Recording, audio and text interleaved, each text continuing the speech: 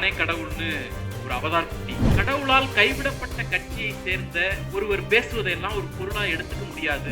காலந்தோறும் அடக்குமுறைகளும் ஒடுக்குமுறை வடிவங்களும் மாறிக்கொண்டே இருக்கின்றன. பெரியார் எமக்குமான தலைவர் என்று அவர்களை உணர வைத்தது எது? திராவிட இயக்கமும் பொதுவுடைமை இயக்கமும் இன்றைக்கு ஏறக்குறைய ஒரே கோட்டில் பயணிக்க தொடங்கிவிட்டதால் இந்த ரெண்டு தரப்புக்கான யுத்தம் தான் இந்திய அரசியல்.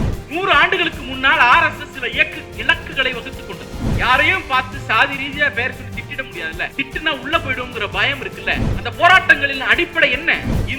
இந்து அல்லாதவர்னு பேசுது, பார்ப்பனர் அல்லாதார், ரெண்டும் ஒண்ணுதானங்க. அப்ப இந்த நாட்டினுடைய தலையெழுத்தை எழுதக்கூடிய இடத்தில் உங்களுக்கும் எனக்கும், உங்கள் சாதிக்கும் என் சாதிக்கும், நம்முடைய மக்களுக்கு இடமே இல்லை. இன்னைக்கு அந்த 3% சொல்லியிருக்கோம், இன்னைக்கு அது குறைஞ்சு போயிருப்பாங்க. திராவிட இயக்க தமிழர் பேரவையின் சார்பில் நடைபெற்றுக் கொண்டிருக்கக்கூடிய திராவிட பள்ளி முன்னாள் இந்நாள் மாணவர்களுக்கான நேரடி வகுப்பில் கலந்து கொண்டிருக்கக்கூடிய அனைவருக்கும் வணக்கம்.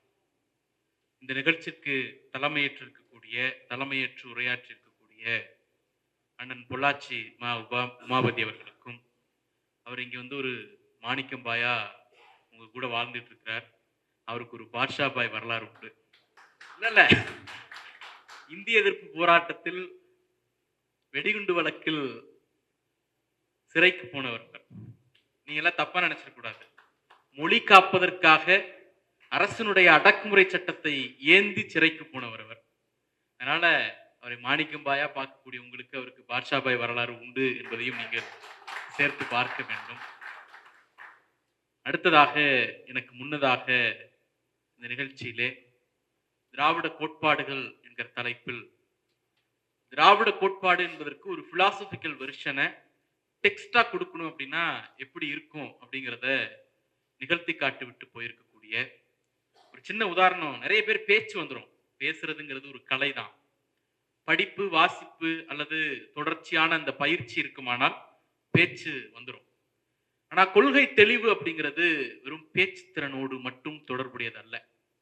சமீபத்தில் ஒரு தொலைக்காட்சி விவாதம், அந்த விவாதத்துல பாஜகவை சேர்ந்த ஒருவர் கடவுள் குறித்த விவாதம், நானே கடவுள்னு ஒரு அவதார் குட்டி அவதாரம் வந்து சொன்னுச்சு இல்லையா, நான் ஒரு அவதாரம்னு நானே உணர்றேன் அப்படின்னு. அது தொடர்பான விவாதம் நடக்கிற போது கடவுளால் கைவிடப்பட்ட கட்சியை சேர்ந்த ஒருவர் பேசுவதெல்லாம் ஒரு பொருளா எடுத்துக்க முடியாது அப்படின்னு அந்த பாஜகவை சேர்ந்த நபர் சொல்லுகிறார். ஒரு நிமிடம் கழித்து பதில் சொன்னா யோசிச்சு சொல்றாங்க அப்படின்னு நாம புரிஞ்சுக்கலாம். இந்த ஃபிராக்ஷன் ஆஃப் செகண்ட், தண்டர் வேகம், அதாவது இடியின் வேகம், மின்னல் வேகம் பாங்கல, அவர் பேசி அந்த கடைசி சொல் முடிப்பதற்கு உள்ளாகவே கடவுளால் கைவிடப்பட்ட கட்சி அல்ல, கடவுளை வேண்டாம் என்று ஒதுக்கி வைத்த கட்சி நாங்கள் என்று ஒரு விளக்கத்தை கொடுத்தார். அது பேச்சு திறன் கிடையாது, கொள்கை தெளிவு. அந்த கொள்கை தெளிவுக்கு சொந்தக்காரர் மதிவதனி அவர்களே. இன்ஸ்டிடியூஷன் பில்டர் என்று சொல்லுவார்கள். கலைஞர் ஒரு பெரிய இன்ஸ்டிடியூஷன் பில்டர், பெரியார் ஒரு பெரிய இன்ஸ்டிடியூஷன் பில்டர், ஆசிரியர் அவர்கள் ஒரு பெரிய இன்ஸ்டிடியூஷன் பில்டர். அந்த மாதிரி தமிழர் இயக்கத்தில் தொடங்கி அன்றைக்கு வந்த நந்தன் இதழாக இருக்கட்டும், இனி இதழாக இருக்கட்டும், இன்றைக்கு திராவிட இயக்க தமிழர் பேரவையாக இருக்கட்டும், திராவிட நட்பு கழகமாக இருக்கட்டும், யூடியூப் திராவிடம் தொடர்பான யூடியூபாக இருக்கட்டும், டெக்ஸ்ட் புக்கு, திராவிட பள்ளி என்று இந்த தலைமுறைக்கான இன்ஸ்டிடியூஷன் பில்டராக நம்மிடையே இருக்கக்கூடிய பேராசிரியர் சுபவி அவர்களே. நான் நிறைய இடத்துல சொல்லுவேன், திருப்பி சொல்றதுனால இது போர் கூட அடிக்கலாம். ஆனாலும் ஒரு தலைவரை, ஒரு முன்னோடியை நாம் பெரிதும் வியக்கிற இடம்னு ஏதாவது ஒண்ணு இருக்கும். உங்க லைஃப் ஃபுல்லாவே நம்ம அமேஸ் பண்ணுவோம். ஆனா ஏதாவது ஒண்ணு வந்து வாய்ப்பே இல்லைல்ல அப்படின்னு யோசிக்கிற ஒரு இடம் இருக்கும். சைதாப்பேட்டையில சுயமரியாதை இயக்கத்தினுடைய 100ஆண்டு விழான்னு நினைக்கிறேன், 2019 சுயமரியாதை இயக்கத்தினுடைய முதல் மாநாட்டினுடைய 100ஆண்டு விழா சைதாப்பேட்டையில ஒரு திருமண மண்டபத்தில் நடந்தது. அதுல பல்வேறு தீர்மானங்கள் திராவிட இயக்க தமிழர் பேரவை சார்பாக நிறைவேற்றப்பட்டது. ஒரு தீர்மானம், இந்து சமய அறநிலையத்துறை தொடர்புடைய விவகாரத்தில் நாம் இந்துக்களின் பக்கம் நிற்போம் அப்படின்னு ஒரு செய்தி. திராவிட இயக்கத்தில் இந்துக்களின் பக்கம் நிற்போம், ஏன்னா இந்து என்கிற அந்த வருண அடிப்படையிலான கோட்பாட்டிற்கு எதிரான இயக்கம் திராவிட இயக்கம். அந்த இயக்கத்திலிருந்து வந்த ஒரு தலைவர், நாம் இந்துக்களின் பக்கம் நிற்போம் அப்படின்னு சொன்னா அது எவ்வளவு பெரிய அதிர்வலைகளை ஏற்படுத்தும் அப்படிங்கறத நீ யோசிக்கணும். ஆனா அந்த அதிர்வலைகளை அது ஏற்படுத்தல. ஒரே ஒரு வார்த்தை, இந்துக்களுக்கும் பார்ப்பனர்களுக்கும் இடையிலான யுத்தத்தில் பகுத்தறிவாளியான நாம் இந்துக்களின் பக்கம் நிற்போம். அப்போ நான் இந்து அப்படிங்கிற அடையாளத்துக்குள்ளேயும் தன்னை பொருத்தி கொள்ளாமல் பகுத்தறிவாதியான நான் தனிதான் உங்களோடு நிற்கிறேன் என்று அந்த ஒரு வார்த்தை மூலமாக அந்த தீர்மானத்திற்கு வேறு பொருள் கொடுத்த பேராசிரியர் சுபவி அவர்களுக்கு வணக்கம். இந்த நிகழ்ச்சியை இணைப்புரை கொடுத்துக் கொண்டிருக்கக்கூடிய, ஒருங்கிணைத்துக் கொண்டிருக்கக்கூடிய அண்ணன் வெற்றி செல்வனாக இருக்கட்டும், அண்ணன் கார்த்தியாக இருக்கட்டும், இவர்களுக்கெல்லாம் நோக்கம்னு ஒண்ணு, தனிப்பட்ட லாப நோக்கம்னு ஒண்ணு இருக்க வாய்ப்பே இல்லை. ஏன்னா அவங்க எல்லாம் வெல் ப்ரொஃபஷனல். தன்னுடைய ப்ரொஃபஷனல் லைஃப்ல ஒரு ப்ராப்பரா போயிட்டு இருக்கக்கூடிய ஒரு விஷயத்துல திடீர்னு அரசியல் இயக்கம் எந்த லாபமும் இல்லாத ஒரு அமைப்பிற்கு உழைப்பது என்பது பெரிய விஷயம். அந்த உழைப்பை நல்கி கொண்டிருக்கக்கூடிய ஒருங்கிணைப்பாளர்களுக்கும், இங்க வந்திருக்கக்கூடிய ஒவ்வொருவருடைய பெயரும் என்னால் சொல்லி அழைக்க முடியும். அண்ணன் சந்தானம் அவர்களாக இருக்கட்டும், பேராசிரியர் பாபு அவர்களாக இருக்கட்டும், இப்படி எல்லோருடைய பெயரும் சொல்லி அழைக்க வேண்டும் என்றுதான் ஆசை. நேரத்தின் அருமை கருதி நேரடியாக தலைப்பிற்குள் போய்விடலாம். இந்த நிகழ்ச்சிக்கு வருகை இருக்கிற அனைவருக்கும் வணக்கம். திராவிட இயக்கத்தினுடைய செயல்பாடுகள் என்பது தலைப்பு. திராவிட இயக்க செயல்பாடு என்பது தேக்கம் இல்லாத தன்மை அப்படிங்கிறது தான் திராவிட இயக்கத்தினுடைய அடிப்படை செயல்பாடு. காலந்தோறும் அடக்குமுறைகளும் ஒடுக்குமுறை வடிவங்களும் மாறிக்கொண்டே இருக்கின்றன.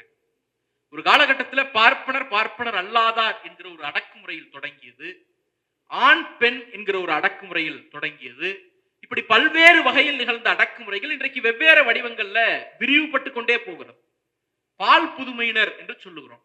திருநங்கை, திருநம்பியர், அவர்கள் மீது ஒரு அடக்குமுறை செலுத்தப்படுகிறது. ஆண் பெண் அடக்குமுறை என்கிற போது பெண்ணின் பக்கம் நின்றவர்கள் அதை விடவும் மோசமான அடக்குமுறைக்கு உட்படுத்தப்படுகிறார்கள். பால் புதுமையினர் என்கிற போது அவர்களின் பக்கம் நிற்க வேண்டிய தேவை எழுகிறது. பெரியார் காலத்தில் இதற்கு நம்மிடம் விளக்கம் இருந்ததா? பெரியார் காலத்துல இதுக்கு ஏதாவது ஸ்கிரிப்ட் எழுதி வச்சிருக்கோமா? பெரியார் காலத்துல இதை ஏதாவது பேசியிருக்கோமா என்றால் தேடி பார்த்தவரை கிடைக்கல. இருக்கும், கண்டிப்பா இருக்கும், தேடி பார்த்தவரை கிடைக்கல. ஆனா மார்ச் நடத்துறாங்க, பிரைட் மார்ச்னு பால் புதுமையினர். ஆட்டோமேட்டிக்கா அங்க பெரியார் உருவம் பேனர்ல வந்து சேருது. என்ன காரணம்? பெரியார் எமக்குமான தலைவர் என்று அவர்களை உணர வைத்தது எது? அவர் சமத்துவத்தையும் சமூக நீதியும் பேசினார். அது ஒடுக்கப்படுகிற எந்த ஒரு மக்களுக்கும் சென்று சேரும் என்கிற காரணத்தினால் அந்த மக்கள் தன்னியல்பாக அதை தன்னோடு பொருத்திக் கொள்கிறார்.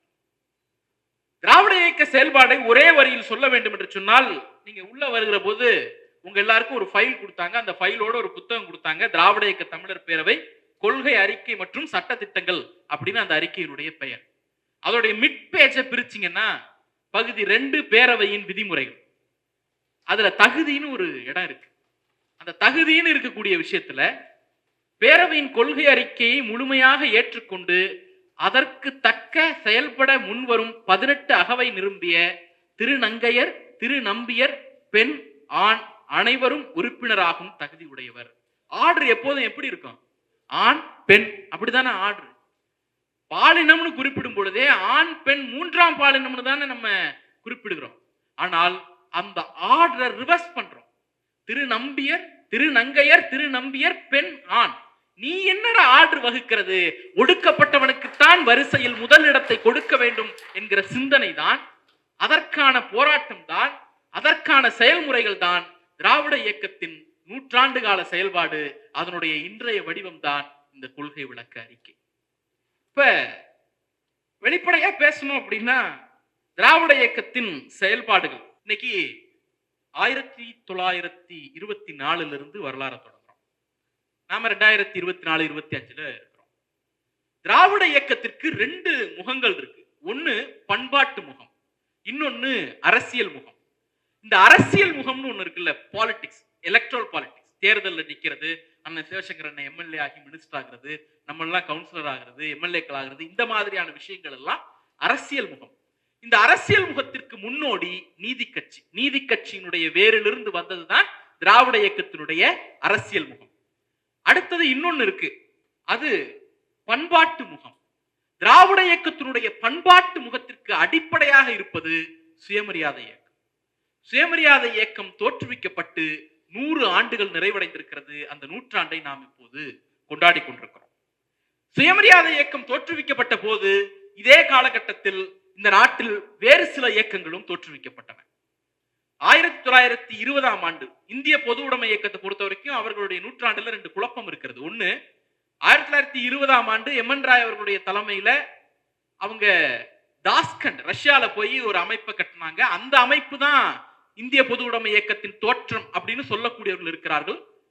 இங்க மும்பைல, கல்கட்டால, சென்னை பகுதிகளில் இங்கெல்லாம் சின்ன சின்ன கம்யூனிச குழுக்கள் எல்லாம் சேர்ந்து 1925ல கம்யூனிச அகிலம்னு ஒண்ணு இருக்கு ரஷ்யால, அவர்களோடு தங்களை இணைத்துக் கொண்டார்கள். அந்த 1925 தான் கம்யூனிச இந்திய பொது உடைமை இயக்கத்தினுடைய தோற்றம் அப்படின்னு சொல்லக்கூடியவர்கள் இருக்கிறாங்க. அப்ப 2 இருக்கு, ஒன்னு 1920, இன்னொன்னு 1925. எது எப்படினாலும் 100 வருஷம் கடந்துருச்சு. ஏறக்குறைய இந்திய பொது உடைமை இயக்கத்திற்கு வயது 100, சுயமரியாதை இயக்கத்துக்கு வயது 100, இன்னொரு இயக்கத்திற்கும் 100 வயது எட்ட போகிறது. ஆர்எஸ்எஸ் என்கிற சங்க பரிவார இயக்கத்திற்கும் 100 வயதை எட்ட போகிறது.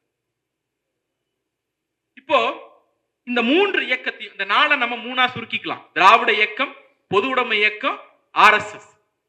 திராவிட இயக்கமும் பொது உடைமை இயக்கமும் இன்றைக்கு ஏறக்குறைய ஒரே கோட்டில் பயணிக்க தொடங்கி விட்டதால் 2 தரப்பு இருக்கிறது. ஒன்று, திராவிட இயக்கம் பேசக்கூடிய சமநீதி தத்துவத்தை பேசக்கூடிய தரப்பு. இன்னொன்று, வர்ணத்தின் அடிப்படையில், பிறப்பின் அடிப்படையில் பேதம் கற்பித்து உயர்வு தாழ்வை இந்த நாட்டிலே நிலைநிறுத்த வேண்டும் என்பதற்காக உழைத்துக் கொண்டிருக்கக்கூடிய ஆர்எஸ்எஸ் தரப்பு. இப்ப இந்த 2 தரப்புக்கான யுத்தம் தான் இந்திய அரசியல். 24 தேர்தலுக்கு முன்பு இந்திய அரசியல் திராவிட தத்துவத்திற்கும் ஆர்எஸ்எஸ் தத்துவத்திற்குமான யுத்தம்னு சொல்லியிருந்தா யாரும் நம்பி இருக்க மாட்டோம். 40 எம்பிக்களை வச்சுட்டு எப்படிங்க ஆர்எஸ்எஸ் என்கிற ஒரு பெரிய இயக்கத்தை நீங்கள் எதிர்ப்பீர்கள் என்கிற கேள்வி வந்திருக்கும். ஆனா இன்னைக்கு என்ன நடந்திருக்கிறது? பெரியாரின் தத்துவங்களை இந்தியாவின் தத்துவமாக மாற்றுவோம் என்று காங்கிரஸ் சொல்லுகிறது. திராவிட இயக்கத்தின் தத்துவம் இந்திய மயமாக்கி. அப்போ இந்த போட்டி வெளிப்படை ஆயிடுச்சு. நமக்கும் ஆர்எஸ்எஸ்க்குமான நேரடி யுத்தம் தான் இந்திய அரசியல் ஆயிடுச்சு. ஏறக்குறைய 2 பேரும் ஒரே காலகட்டத்தில் பயணத்தை தொடங்கியவர்கள். இந்த 100 ஆண்டுகளில் அவர்கள் எந்த இடத்திற்கு வந்து சேர்ந்திருக்கிறார்கள், நாம் எந்த இடத்திற்கு வந்து சேர்ந்திருக்கிறோம்? 100 ஆண்டுகளுக்கு முன்னால் ஆர்எஸ்எஸ் சில இலக்குகளை வகுத்துக் கொண்டது. நம்பர் 1, ராமர் கோயில் கட்டி முடிப்போம் அப்படிங்கிறது. விடுதலைக்கு பிறகு காஷ்மீருக்கு கொடுக்கப்பட்ட அந்த 370 சிறப்பு அந்தஸ்தை ரத்து செய்வோம் அப்படிங்கிறது. இந்த நாட்டில் சிவில் சட்டம், கிரிமினல் சட்டம் பொதுவானதுதான். சிவில் சட்டம் அது ஒவ்வொரு மதத்துக்கு மட்டும் வேறுபட்டது கிடையாது. ஒவ்வொரு சாதிக்கும், ஒவ்வொரு இனக்குழுவுக்குமே கூட வேறுபட்ட சிவில் தன்மைகள் உண்டு. அந்த சிவில் சட்டத்தை ஒழித்து விட்டு common civil code, uniform civil கோட கொண்டு வருவோம். இந்த 3 அவர்களுடைய அடிப்படை இலக்கு. உயரிய இலக்கு இந்தியாவை இந்து ராஷ்டிரமாக மாற்றுவது.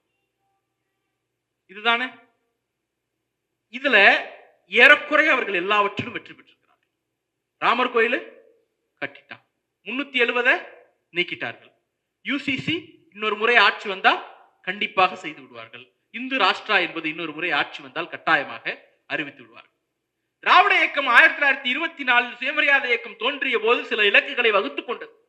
பெண்களுக்கான சம நீதி, பார்ப்பனர் அல்லாத சமூகங்களுக்கான சம உரிமை, எல்லா இடங்களிலும் பங்கு, இந்த நாட்டில் வாழக்கூடிய எல்லா மக்களுக்குமான சுயமரியாதை, இப்படி நாம சில இலக்குகளை வகுத்திருக்கோம்.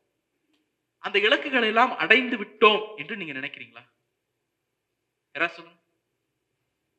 சொல்லலாம். அடைந்திருக்கிறோம். வேற வேற பதில், ஏதாவது கான்ட்ரோவர்சி பதில் இருக்கா? தமிழ்நாட்டில் முழுமையாக அடைந்திருக்கிறோம். போக வேண்டியது இருக்கிறது. அவ்வளவுதான் சார். ஆர்எஸ்எஸ் இலக்குகள் ஒரு ஆட்சி கிடைத்தால் நிறைவேற்றிவிட கூடிய அளவுக்கு மட்டுமே வலிமை படைத்த இலக்குகள். அது ஒரு அரசும் மெஜாரிட்டியும் இருந்தா போறோம். அதெல்லாம் ஈவென்ட். என்ன ஈவென்ட் அப்படின்னா, என்ன ஈவென்ட்? ராமர் கோயில் கட்டுறதுங்கிறது ஒரு நிகழ்வு. அது ஒரு கையெழுத்து, ஒரு அரசு போதும். யூசிசி அப்படிங்கிறது ஒரு நிகழ்வு. ஆனால் சமூக நீதி என்பது நிகழ்வு அல்ல, அது தொடர் போராட்டம், அது ஒரு ப்ராசஸ். ஆர்எஸ்எஸ் இலக்குகள் எல்லாம் ஈவென்ட் பேஸ்ட்.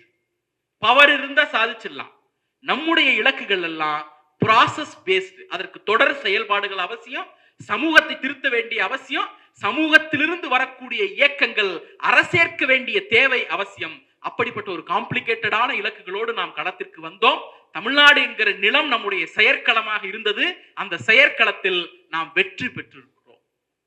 இன்னைக்கு யாரையும் பார்த்து சாதி ரீதியா பெயர் சொல்லி திட்டிட முடியாதுல்ல. திட்டுனா உள்ள போயிடுவோங்கிற பயம் இருக்குல்ல.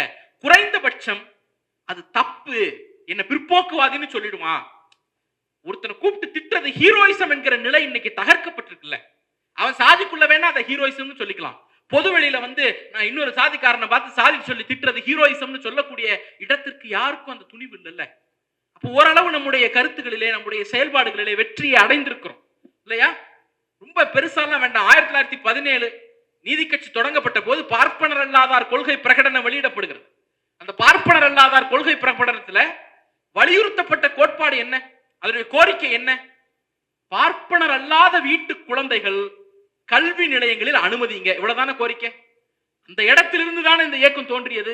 இன்னைக்கு 2017க்கு பிறகு நீட்டுக்கு எதிராக ஒரு தொடர் போராட்டத்தை நடத்தி கொண்டிருக்கிறோம். அந்த போராட்டங்களின் அடிப்படை என்ன? நாங்கள் பெற்ற கல்வி உரிமையை பறிக்காது. 1917 கல்வி உரிமை கொடு என்று கேட்டோம். 2017 பெற்ற கல்வி உரிமையை பறிக்காதே என்று கேட்டோம். வித்தியாசம் இருக்கிறது. அன்னைக்கும் கல்விக்காக தான் போராடணும், இன்னைக்கும் கல்விக்காக தான் போராடணும். அன்றைக்கு நடத்திய போராட்டத்திற்கும் இன்றைக்கு நடத்துகிற போராட்டத்திற்கும் அடிப்படை வேறுபாடு. அன்றைக்கு இல்ல, இன்னைக்கு இருக்கிறது பறி போயிடுமோன்னு பயப்படும்.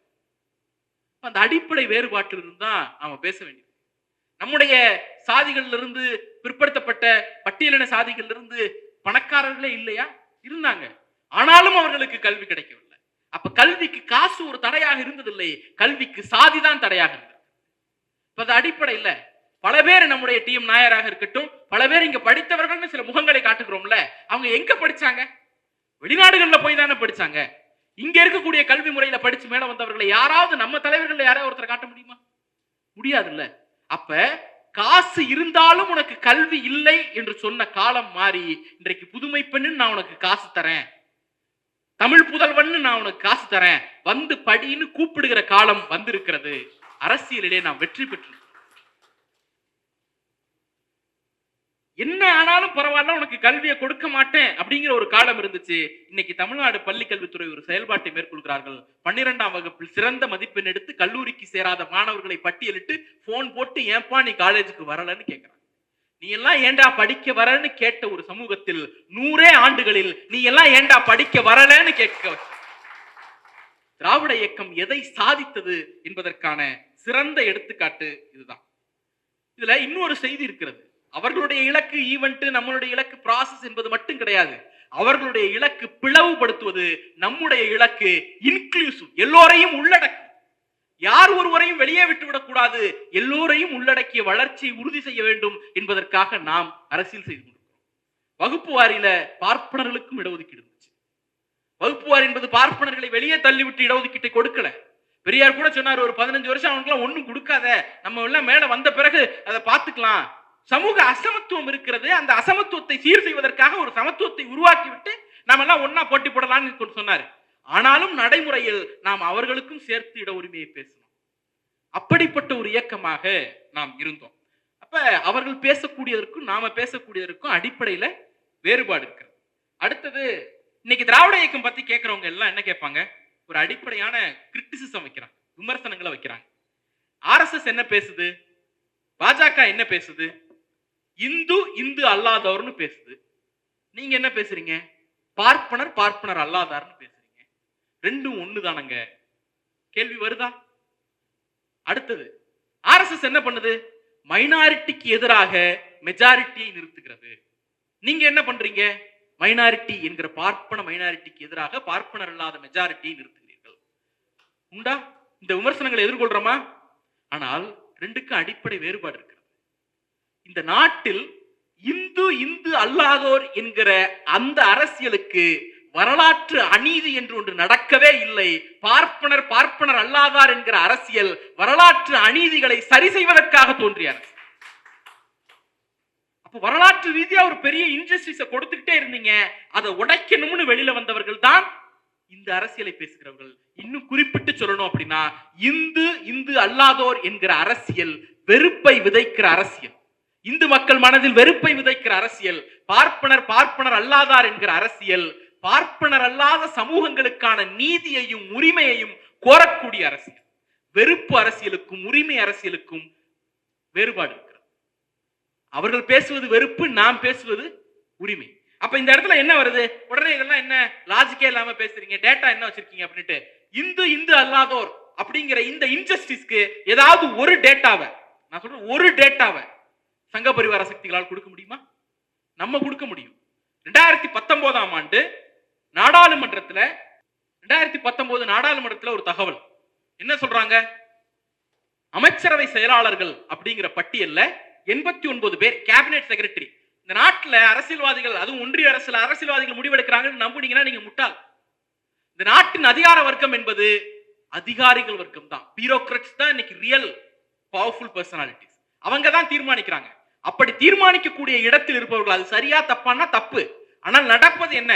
இந்த நாட்டினுடைய தலையெழுத்தை தீர்மானிக்கக்கூடிய கேபினெட் செக்ரட்டரிகள் 89 பேர். 2019ஆம் ஆண்டு அமைச்சர் ஜிதேந்திர சிங் நாடாளுமன்றத்தில் ஒப்புக்கொள்கிறார். அந்த 89 பேரில் 3 பேர் பழங்குடியினர், ஒருத்தர் பட்டியலினத்தை சேர்ந்தவர். இதர பிற்படுத்தப்பட்ட சமூகங்கள் இருந்து, ஓபிசியில இருந்து, இங்க இருக்கக்கூடிய பிசி எம்பிசியில இருந்து ஒரே ஒருத்தர் கூட கிடையாது. அப்ப இந்த நாட்டினுடைய தலையெழுத்தை எழுதக்கூடிய இடத்தில் உங்களுக்கும் எனக்கும், உங்கள் சாதிக்கும் என் சாதிக்கும், நம்முடைய மக்களுக்கு இடமே இல்லை. அப்ப நமக்கு கேள்வி வருது இல்ல, நம்முடைய இடங்களை யார் பறித்தது? இஸ்லாமியர் பறித்தாரா? கிறிஸ்தவர் பறித்தாரா? சீக்கியர் பறித்தாரா? பௌத்தர் பறித்தாரா? இல்லவே இல்லை. உயர் சாதியினர் என்று சொல்லப்படக்கூடிய முன்னேறிய சாதியினரும் பார்ப்பனர்களும் பறித்தார். லேட்டரல் என்ட்ரின்னு ஒரு ஸ்கீம் வச்சிருக்காங்க. ஐஏஎஸ் இங்க நிறைய சின்ன சிறுவர்கள் இருக்கிறீர்கள், கல்லூரி மாணவர்கள் இருக்கிறீர்கள். இந்த யூபிஎஸ்சிக்கு படிக்கிறது எவ்வளவு பெரிய கஷ்டம்ங்கிறது உங்களுக்கு தெரியும், எனக்கு தெரியும். 10 வருடம் 15 வருடம் கஷ்டப்பட்டு படிச்சு யூபிஎஸ்சி கிளியர் பண்ண முடியாமல் போனவர்கள் எல்லாம் உண்டு. ஆனா பிரைவேட்ல வேலை பார்க்கக்கூடிய பார்ப்பனர்களை ஐஏஎஸ்களாக தரம் உயர்த்துவதற்கு, அரசு பொறுப்புகளில் அமர வைப்பதற்கு மோடி அரசு ஒரு திட்டம் கொண்டு வந்தது. அதற்கு பெயர் லேட்டரல் என்ட்ரி ஸ்கீம். பிரைவேட் இருக்கு இல்லையா, பிரைவேட் கம்பெனிகள்ல திறம்பட செயல்பட்டாரா, அதனால அவர் இவங்க ஐஏஎஸ் ஆக்கிட்டாங்களாம், துறை செயலாளர்கள் ஆக்கிட்டாங்களாம், துறை இணை செயலாளர்கள் ஆக்கிட்டாங்களாம். அப்படி வந்தவர்களில் எத்தனை பேர் பிற்படுத்தப்பட்ட சமூகத்தை சேர்ந்தவங்க, எத்தனை பேர் பட்டியலினத்தவர், எத்தனை பேர் பழங்குடியினர்? முழுக்க முழுக்க பார்ப்பனர்களாலும் முன்னேறிய சாதியினராலும் அந்த லேட்டரல் என்ட்ரி நிரம்பி இருக்கிறது. அப்ப நம்முடைய இடத்தை பறித்தது யார்? இந்துக்களுடைய இடத்தை, பெரும்பான்மை இந்துக்களுடைய இடத்தை பறித்தது இஸ்லாமியர்களோ கிறிஸ்தவர்களோ இதர மதத்தினரோ கிடையாது. இந்த மதத்தினுடைய கேபிட்டலாக இருக்கக்கூடிய, இந்த மதத்தின் அனுகூலங்களை அனுபவித்துக் கொண்டிருக்கக்கூடிய பார்ப்பனரும் முன்னேறிய சாதியினரும் தான். இந்த தெளிவு இன்னைக்கு இருக்கிறது. அன்னைக்கு என்ன நிலைமை? 1901 சாதிவாரி கணக்கெடுப்பு எடுக்கிறாங்க. நீங்க இந்த கல்வி நிலையங்களுக்குள்ள விடல அப்படின்னு நம்ம சொல்லும் போதெல்லாம், இதெல்லாம் நீங்க பொய் சொல்றீங்க, அவ்வை பாட்டி படிக்கலையா, ஐயன் வள்ளுவர் படிக்கலையா, காக்கை பாடினியார் படிக்கலையா அப்படின்னு கேட்கிறாங்க. அவ்வை பாட்டி படிச்சார், காக்கை பாடினியார் படிச்சார், வள்ளுவ பெரும்பாட்டன் படிச்சா, அதெல்லாம் ஓகே. உன் பாட்டியும் என் பாட்டியும் ஏன் படிக்கல? உன் தாத்தாவும் என் தாத்தாவும் ஏன் படிக்கல? அப்போ அதற்கு ஒரு பெர்ஃபெக்ட் எக்ஸாம்பிள் 1901 சாதிவாரி கணக்கெடுப்பு. இந்தியாவில் 1901ஆம் ஆண்டு எடுக்கப்பட்ட சாதிவாரி கணக்கெடுப்பு சாதிகளை பட்டியலிடுகிறது. என்னென்ன சாதி எப்படின்னு. அந்த பட்டியல் எப்படி உருவாகிறதுனா, பார்ப்பனர்கள், தன்னுடைய சடங்குகளில் பார்ப்பனரை அமர்த்தி கொள்ளும் சூத்திரர்கள், தன்னுடைய சடங்குகளில் பார்ப்பனரை அமர்த்தாத சூத்திரர்கள், தன்னுடைய சடங்குகளில் எப்போதேனும் பார்ப்பனரை அமர்த்தும் சூத்திரர்கள் அப்படின்னு அந்த பட்டியல் வந்துகிட்டே இருக்கு. கடைசியாக 3 இருக்கிறது. தீண்டுவதால் தீட்டுப்படுத்தும் சாதிகள், தீண்டாமலேயே தீட்டுப்படுத்தும் சாதிகள், தீண்டாமலேயே தீட்டுப்படுத்தும் சாதிகள், மாட்டிறைச்சி உண்ணாதவர்கள். தீண்டாம புரியுது, நான் தொட்டுட்டேன் அப்படின்னா தீட்டு அப்படிங்கிற தீண்டாமை புரியுது. அது என்ன தீண்டாமலேயே தீட்டுப்படுத்தும் சாதி? ஒரு தெருவில் அவன் நடந்தால் அந்த தெரு தீட்டாயிடுது. நான் நடக்கிற போது என் எதிரே அவர் வந்தால், அவர் பார்வை என் மீது பட்டால் தீட்டாயிடுது. அவருடைய மூச்சு காத்து பட்டால் தீட்டாயிடுது. நடந்தால் தீட்டு, பார்த்தால் தீட்டு, பேசினால் தீட்டு, மூச்சு காற்று பத்தால் தீட்டுன்னு ஒரு சாதியை தீட்டு சொல்லி ஒதுக்கி வைத்த நீங்கள் அவர்களை எப்படி கல்வி கூடத்தில் அனுமதித்தீர்கள்? அப்ப கல்வி எல்லோருக்கும் இருந்தது என்கிற கதை பொய்ன்னு ஆயிடுதுல்ல. அடுத்தது வாங்க, 1911 சென்செக்ஸ்ல பார்ப்பனர்களுடைய அளவு என்ன? 3%. இன்னைக்கு அந்த 3% சொல்லியிருக்கோம். இன்னைக்கு அது குறைஞ்சு போயிருப்பான். 3% கூட இருக்க மாட்டான். 3%ம்னு புள்ளிவரம் சொல்லுகிறது. சென்னை பல்கலைக்கழகத்துல 1901 இருந்து 11 வரைக்கும் படித்து பட்டம் பெற்று வெளியான பட்டதாரிகளுடைய எண்ணிக்கை பார்ப்பனர் 4074 பேரு, பார்ப்பனர் அல்லாதார் 1035 பேர். 3% இருக்கக்கூடியவர்கள் 80-90% இடங்களை ஆக்கிரமித்து வைத்திருந்தார்கள் என்று சொன்னால், எங்களுக்கு 10% 15% இடத்தை தான் நீ கொடுத்தேன்னு சொன்னா கல்வி எல்லோருக்கும் சமமாக இருந்தது என்று சொல்வதை நாங்கள் எப்படி நம்புவது? அப்ப அடிப்படையில் கல்வி எல்லோருக்கும் சமமானதாக இல்லை. இந்த இடத்திலிருந்து தான் இந்த அரசியலை நாம் புரிந்து கொள்ள வேண்டியிருக்கிறது. நீங்க ரொம்ப எல்லாம் வேண்டாம். ஐயா இங்க பேசுகிற போது இன்னைக்கு என்ன நிலைமை? 2013-14 பொறியியல் கல்லூரிகள் தமிழ்நாட்டில் இருக்கக்கூடிய மொத்த பொறியியல் கல்லூரிகள் 1,82,255 இடம். அதுல பிற்படுத்தப்பட்ட சமூகங்களை சேர்ந்தவர்கள் 45%, எம்பிசி 22%, எஸ்சி 22%. அந்த எஸ்சில அருந்ததியர் 2%, பிசில இஸ்லாமியர்கள் 3% என்று கல்வி கூடங்களுக்கு அனுமதிக்கப்படாத சமூகங்கள் 69% இடஒதுக்கீடை வைத்திருக்கிற சமூகங்கள் 89% இடங்களை பெற்றிருந்தார்கள் என்று சொன்னால், திராவிட இயக்கத்தினுடைய செயல்பாடு எதை கொண்டு வந்து சேர்த்தது என்று சொன்னால், இடஒதுக்கீட்டால தான் நீ வந்தேன்னு நம்மளை பார்த்து சொல்றான்ல, எனக்கு இருக்கக்கூடிய இடஒதுக்கீடு 69% தான்டா, நான் 89% வரைக்கும் வந்திருக்கேன். அப்ப என்ன அர்த்தம்? இடஒதுக்கீடு என்பது வாய்ப்புகளை வழங்கியது. அந்த வாய்ப்பு எனக்குள்ளே இருந்த திறமையை வெளிக்காட்ட உதவியது. மனப்பாடம் பண்ணி மட்டுமே அறிவை காட்டிய அந்த சமூகத்திற்கு புரிதல் என்கிற கல்வி அச்சத்தை கொடுத்தது, பயத்தை கொடுத்தது. இந்த சிஸ்டத்தை விட்டு அவர்கள் வெளியேறினார்கள். அதனுடைய விளைவுதான் 69% இடஒதுக்கீடு கொண்ட நாம 89% இருக்கிறோம். உண்மையிலேயே அறிவாளிகள் யார் என்பதற்கு இந்த டேட்டா சான்று. எல்லாரையும் படிக்க வச்சுட்டு போட்டி போட்டுட்டு நீ அறிவாளியா நான் அறிவாளியான்னு கேட்டா அதுல நியாயம் இருக்கு. உன்னுடைய கையை கட்டி போட்டுருவேன், காலை கட்டி போட்டுருவேன், ஒரே இடத்துல கோடு போட்டிருப்பேன், 2 பேரும் வா ஓடலாம், யாரு முன்ன ஓடுறாங்களோ பாப்போம் அப்படின்னு சொல்லிட்டு அதுல வெற்றி பெற்று விட்டு நான் தான் அறிவாளின்னு மார்த்தட்டி கொள்வதிலே என்ன நியாயம் இருக்கு? நான் ஃபர்ஸ்ட் பிரைஸ் டாடி அப்படின்னு வந்து சொன்னா அப்பா கேட்பாரா இல்லையா? எத்தனை பேர் ஓடுனாங்க? நான் மட்டும் தான்ப்பா ஓடினேன். இப்ப ஓடுவதற்கு ஆளே இல்லாதவர்களிடம் இவங்க என்ன பண்றாங்க? அவன் மட்டும் ஓடிட்டு நான் முதன்மை முதன்மை முதன்மை.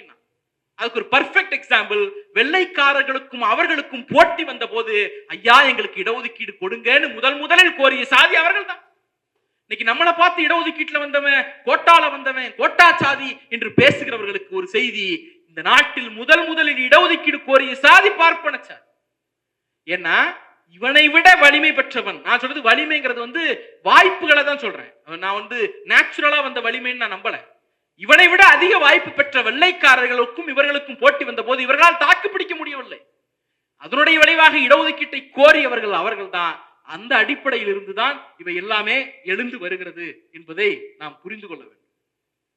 அப்போ நமக்கு ஒரு கேள்வி வருது. 1924 2 போராட்டம் முக்கியமா நடந்தது. தோழர் மதிவதனி முன்னால பேசுறாங்க. ஒண்ணு, நான் சொன்னேன்ல இந்த டேட்டா, மெட்ராஸ் யூனிவர்சிட்டியில இவ்வளவுதான் இருந்தோம், அங்க இவ்வளவுதான் இருந்தோம், இங்க இவ்வளவுதான் இருந்தோம், 1901 எங்களை வந்து தீண்டப்படாத சாதின்னு வச்சிருந்த, இதெல்லாம் கூட இவன் வந்து வெள்ளைக்காரர்களின் சூழ்ச்சி, வெஸ்டர்ன் கன்ஸ்ட்ரக்ட் அப்படிங்கிறான். அதாவது சாதி என்பது வெஸ்டர்ன் கன்ஸ்ட்ரக்டா. இந்த தீண்டாமலையே தீட்டுப்படுத்தும் சாதிங்கிறது வந்து ராபர்ட் கால்டுவெல் தான் எழுதி வச்சாருன்னு நம்பிட்டு இருக்கான்.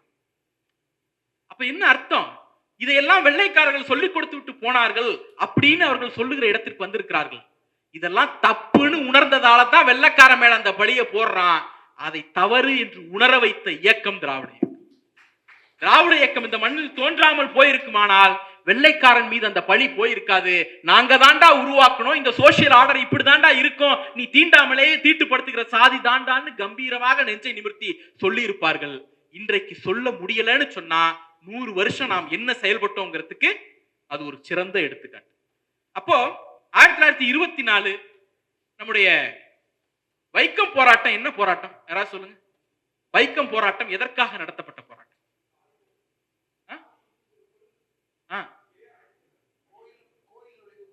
கோயில் நுழைவு போராட்டம். நீங்க தெருக்கள், ஓகே. ஆலய நுழைவு போராட்டங்களை பல காலம் நாம் நடத்தி இருக்கிறோம். ஆனால் வைக்கம் போராட்டம் என்பது ஆலய நுழைவு போராட்டம் அல்ல. ஆலயம் இருக்கக்கூடிய தெருக்களில் நுழைவதற்கு கூட நமக்கு அனுமதி கிடையாது. பெரியார் தான் கேட்டார், நாய் ஓடுதுரா, பன்னி ஓடுதுரா, பூனை ஓடுதுரா, மனுஷன் நடந்தா தப்பான்னு கேட்டார். அப்ப ஆலய நுழைவு போராட்டம் எங்களை ஆலயத்துக்குள் அனுமதிக்கலைங்கிறது 2ஆம் பட்சம். ஆலயம் இருக்கக்கூடிய தெருக்களுக்குள்ளே எங்களுக்கு அனுமதி இல்லாமல் இருந்துச்சு. அப்படியே வாங்க, சேரன்மாதேவி குருகுல போராட்டம். குருகுல போராட்டம், எங்களை கல்வி கொடுங்க, எங்களை சமமா நடத்துங்கன்னு கேட்டோம். ஐயர் வீட்டு காசுல அந்த இன்ஸ்டிடியூஷனை நீ நடத்தி இருந்தன்னா நாங்க வந்து அதை கேட்டிருக்க மாட்டோம். பொது சொத்து, பொது நிதியில் நடத்தப்பட்ட நிறுவனம் அந்த நிறுவனம். சேரன்மாதேவி குருகுலம்ங்கிறது பொது காரியத்திற்காக வசூலிக்கப்பட்ட காசு. இன்னும் சொல்ல போனா பார்ப்பனர்களை விட பார்ப்பனர் அல்லாதார் தான் அந்த சேரன்மாதேவி குருகுலத்திற்கு அதிக நிதி கொடுத்தவர். நிதியெல்லாம் நம்ம கிட்ட வாங்கிட்டு நம்மள தரையில உட்கார வைப்பான், அவனை பெஞ்சில உட்கார வைப்பான்னா இது நீதியா அநீதியான்னு பெரியார் கேட்டாருங்க. வேற ஒண்ணும் கிடையாது. பெரியாருடைய போராட்டங்களை ரொம்ப காம்ப்ளிகேட்லாம் பண்ணிக்க வேண்டாம். காசு நான் கொடுக்குறேன்டா, என்ன தரையில உட்கார வைக்கிற, காசே இல்லாம ஓசியில உட்கார்ந்துருக்கான், அவனை பெஞ்சில உட்கார வைக்கிறேன், இவ்வளவுதான் கேள்வி. நான் பெஞ்சுங்கிறது சாதாரணமா சொல்றேன், அது உணவிலிருந்து தொடங்கிய போராட்டம். அப்போ 100 ஆண்டுகளுக்கு முன்பு நிலைமை இதுதான். டேட்டாவெல்லாம் விட்டுருங்க, ஒரே ஒரு லாஜிக்கலா நீங்க கேட்டு பாருங்க. இந்த இந்து மதம்ங்கிறது யாருக்கு பலன் கொடுக்குது, யாருக்கு பெனிஃபிட்? பார்ப்பனருக்கும் முன்னேறிய சாதியினருக்கும் பெனிஃபிட். இந்த இந்து மதம் அப்படிங்கிறத காப்பாற்றணும்னா என்ன பண்ணணும்? சாதி அடக்குமுறைகள் தொடர்ந்து இருந்துகிட்டே இருக்கணும். இந்து மதத்தில் என்ன இருக்க வைக்கணும்னா எனக்கு முதல்ல கடவுள் மீதான நம்பிக்கையை ஏற்படுத்தணும். கடவுள் மீதான நம்பிக்கை ஏற்படுத்தணும்னா சூர்யா கிருஷ்ணமூர்த்தியை கோயிலுக்குள்ள கொண்டு வரணும். வாரம் வாரம் சூர்யா கிருஷ்ணமூர்த்தி கோயிலுக்கு போனாருன்னா அவருக்கு வந்து கடவுள் மீதான நம்பிக்கையை எப்படியேனும் ஏற்படுத்தி விடலாம் அப்படிங்கிறதுக்கான வாய்ப்பு இருக்கு. அப்ப கோயிலுக்குள் ஒரு பிற்படுத்தப்பட்டவனும் பட்டியலினத்தை சேர்ந்த மக்களும் உள்ளே போகிறார்கள் என்று சொன்னால் அது இந்த மதத்திற்கு லாபம். இந்த மதம் லாபம் அடைகிறது என்று சொன்னால் அதன் மூலமாக சாதி இறுகும். சாதி இறுகுவதன் மூலமாக பார்ப்பனர்கள் லாபம் அடைவார்கள். அப்ப நாமெல்லாம் கோயிலுக்கு போறது பார்ப்பனர்களுக்கு லாபம். அதே பக்கம் கல்வி நிலையங்களுக்கு வாங்க, கல்வி நிலையங்களுக்கு போறது லாபமா? கல்வி நிலையத்திற்கு போனா என்ன கேட்பேன்? எனக்கு உலக அறிவு வரும், என் மீதான தீண்டாமையை எதிர்த்து நான் கேள்வி கேட்பேன். நான் வேற நீ வேறங்கிறது ஓகே, ஆனா நான் உயர்ந்தவன் நீ உயர்ந்தவன் நான் தாழ்ந்தவங்கிறத எப்படி ஏத்துக்க முடியும் அப்படிங்கிற கேள்வி வருமா இல்லையா? அடுத்து என்ன கேட்பீங்க? நான் படிச்சுட்டேன் வேலை கொடுன்னு கேட்பேன். வேலைக்கு போனா சம்பாதிப்பேன், சம்பாதிச்சா பொருளாதார நிலை உயரும், ப்ரமோஷன் வாங்கிட்டு அவனுக்கு மேல போய் உட்காந்துட்டு என்னடா நீ வாடா போடான்னு சொல்ற கேட்பியா இல்லையா? இந்த யோசனை வருமா இல்லையா? அப்ப ஒரு பார்ப்பனர் அல்லாதாரை கோயிலுக்குள் அனுமதிப்பது என்பது பார்ப்பனர்களுக்கு லாபம் தரக்கூடிய செயல். ஒரு பார்ப்பனர் அல்லாதாரை கல்வி நிலையத்திற்குள் அனுமதிப்பது என்பது பார்ப்பனருக்கு நட்டம் தரக்கூடிய செயல். கோயிலுக்குள்ளேயே உனக்கு லாபம் கொடுக்கக்கூடிய கோயிலுக்குள்ளேயே என்ன நீ அனுமதிக்கல, உனக்கு நட்டம் ஏற்படுத்தக்கூடிய உன்னுடைய சிஸ்டத்தை கொலாப்ஸ் பண்ணக்கூடிய கல்வி நிலையத்துக்குள்ள என்ன எப்படி அனுமதிச்சிருப்ப? டேட்டாவெல்லாம் தூக்கி ஓரமா வச்சிருவோம். லாஜிக்கா கேளுங்க. ஒருவேளை எனக்கு கல்வியை கொடுக்கணும்னா முதல்ல நீ கோயிலுக்குள்ள அனுமதிச்சிருப்பல்ல, உன்னுடைய சிஸ்டத்தை கொலாப்ஸ் பண்ணக்கூடிய இடத்துல என்ன எப்படி அனுமதிச்சிருப்ப? அப்ப அந்த அடிப்படையில் கல்வி மறுக்கப்பட்ட சமூகத்தில் இன்றைக்கு கல்வி உரிமையை நிலைநாட்டிடும். அப்ப இதுதான் திராவிட இயக்கத்தினுடைய செயல்பாடு 100 ஆண்டுகளில் வெற்றி பெற்றதற்கு சமம். ஒரு கேள்வி வருது. 2013ஆம் ஆண்டு 69% இருந்த சமூகம் 89% இடங்களை கல்லூரிகளை நிரப்பிட்டோம் அப்படின்னு நான் பொறியியல் கல்லூரியை ஒரு உதாரணமா சொன்னேன். அதே மருத்துவ கல்லூரிக்கும் பொருந்தும். அப்ப நாம இலக்கு அடைஞ்சிட்டோமா? இலக்கு அடைஞ்சோம். உடனே என்ன பண்ணா? நீட் தேர்வு. எப்படி நீ சாதிக்கலாம்? தூக்கி வெளியே போடுவதற்காக நீட் தேர்வுன்னு ஒன்று கொண்டு வந்தாங்க. நான் தொடக்கத்தில் சொன்னதற்கு வாங்க, அந்த 89% இடங்களை நாம் கைப்பற்றிய போது நம்முடைய வெற்றி நிகழ்ந்து விட்டது. அதற்கு எதிராக அவர்கள் செய்த சதி நீட்டு. இப்ப நீட்டுக்கு எதிராக போராடி கொண்டிருக்கிறோம். ஆக திராவிட இயக்கத்தினுடைய செயல்பாடு என்பது ஈவென்ட் அல்ல, அது ப்ராசஸ், தொடர் செயல்பாடு. இதுதான் அடிப்படை. அடுத்தது ஒரு கேள்வி வரும். இப்போ நான் ஆரம்பத்தில் சொன்னேன், RSS வந்து மைனாரிட்டி வர்சஸ் மெஜாரிட்டின்னு ஒரு கட்டமைப்பை உருவாக்குது, நீங்களும் அதான பண்றீங்கன்னு கேட்கிறாங்க. பார்ப்பனர்கள் மைனாரிட்டியா? யாரா சொல்லுங்க. பார்ப்பனர்கள் எண்ணிக்கை மைனாரிட்டி. கரெக்ட், சிறப்பு. அவ்வளவுதான். இப்ப என்ன அப்படின்னா, மைனாரிட்டி அப்படிங்கறத வந்து எப்படி புரிஞ்சுக்கிறது? இந்த நாட்டில் ராஜாக்கள் எவ்வளவு பேர் இருந்தார்கள், குடிமக்கள் எவ்வளவு பேர் இருந்தார்கள்? ராஜாக்கள் எண்ணிக்கையில் குறைவு, குடிமக்கள் எண்ணிக்கையில் பெரிது. ராஜாக்கள் அடக்குமுறைக்கு உட்பட்டார்களா, குடிமக்கள் அடக்குமுறையை நிகழ்த்தினார்களா? அப்ப ராஜாக்கள் மைனாரிட்டி, பொதுமக்கள் மெஜாரிட்டி சொல்லுவீங்க? இல்ல இல்ல. அதே போலத்தான் தமிழ்நாட்டில் சங்கிகளை விரல் விட்டு எண்ணி விடலாம். அவர்கள் மைனாரிட்டி. ஆனாலும் சங்க பரிவாரத்தை உள்ளே நுழைய விட மாட்டோம் என்று நாம் ஏன் உறுதியாக இருக்கிறோம்? அவர்கள் அதிகாரத்தில் மெஜாரிட்டி. அப்ப எண்ணிக்கை அல்ல மைனாரிட்டி மெஜாரிட்டியை தீர்மானிப்பது, அவர்களுக்கு பின்னால் இருக்கக்கூடிய ஆதிக்கமும் அதிகாரமும் சிந்தனையும் என்னங்கிறது தான் ஒருத்த மைனாரிட்டியா மெஜாரிட்டியாங்கிறத தீர்மானிப்பது. அந்த வகையில் இந்தியா என்பதே பார்ப்பனர்களின் ராஜ்யம்தான். இந்த நாட்டில் ஆகப்பெரிய மெஜாரிட்டி பார்ப்பனர்கள் தான். அப்ப அவங்க சொல்றாங்கல்ல மைனாரிட்டி வெர்சஸ் மெஜாரிட்டி, நீங்க ஒரு அரசியல் பேசுறீங்கன்னு, நியாயமா பார்த்தா 97% பேர் இருக்கக்கூடிய நாம் தான் மைனாரிட்டி. இதை டி.எம். நாயர் கேட்டார். 3% இருக்கக்கூடியவர்கள் மெஜாரிட்டியாகவும் 97% இருக்கக்கூடியவர்கள் மைனாரிட்டியாகவும் இருக்கக்கூடிய நிலை உலகத்தில் எந்த நாட்டிலேனும் இருக்கிறதா? இந்த நாட்டில் அந்த கொடுமை இருக்கிறது என்று அங்கே சலவை தொழிலாளர்களோடு உரையாடுகிற போது டி.எம். நாயர் பேசினார். இதெல்லாம் இன்னைக்கு பேசுற செய்தி கிடையாது. 100 ஆண்டுகளுக்கு முன்னால் நாம் என்ன பேசினோம், என்ன செயல்பட்டோம் அப்படிங்கிறத நாம் ஜஸ்ட் ரீகாலிங். அப்போ பார்ப்பனர்கள் இந்த நாட்டில் மைனாரிட்டி கிடையாது. அவர்கள் அளவுக்கு மெஜாரிட்டி அப்படிங்கிறவங்க இல்லவே இல்லை. அப்போ ஒரே ஒரு விஷயம்தான், திராவிட இயக்கமும் மைனாரிட்டி மெஜாரிட்டி அரசியல் பேசுகிறது. பார்ப்பனர் நாம் பிறர் அப்படிங்கிற அரசியல் தானே. இந்து பிறர், பார்ப்பனர் அல்லாதோர் பிறர் அப்படிங்கிற அரசியல் தானே. ரெண்டுத்துக்கும் அடிப்படை வேறுபாடு. அந்த அரசியல் வெறுப்பின் அடிப்படையில் கட்டமைக்கப்பட்டது. நம்முடைய அரசியல் உரிமையின் அடிப்படையில் கட்டமைக்கப்பட்டது. இப்ப அடுத்தது 3 வகையில செயல்பாட்டை வகுக்கலாம்.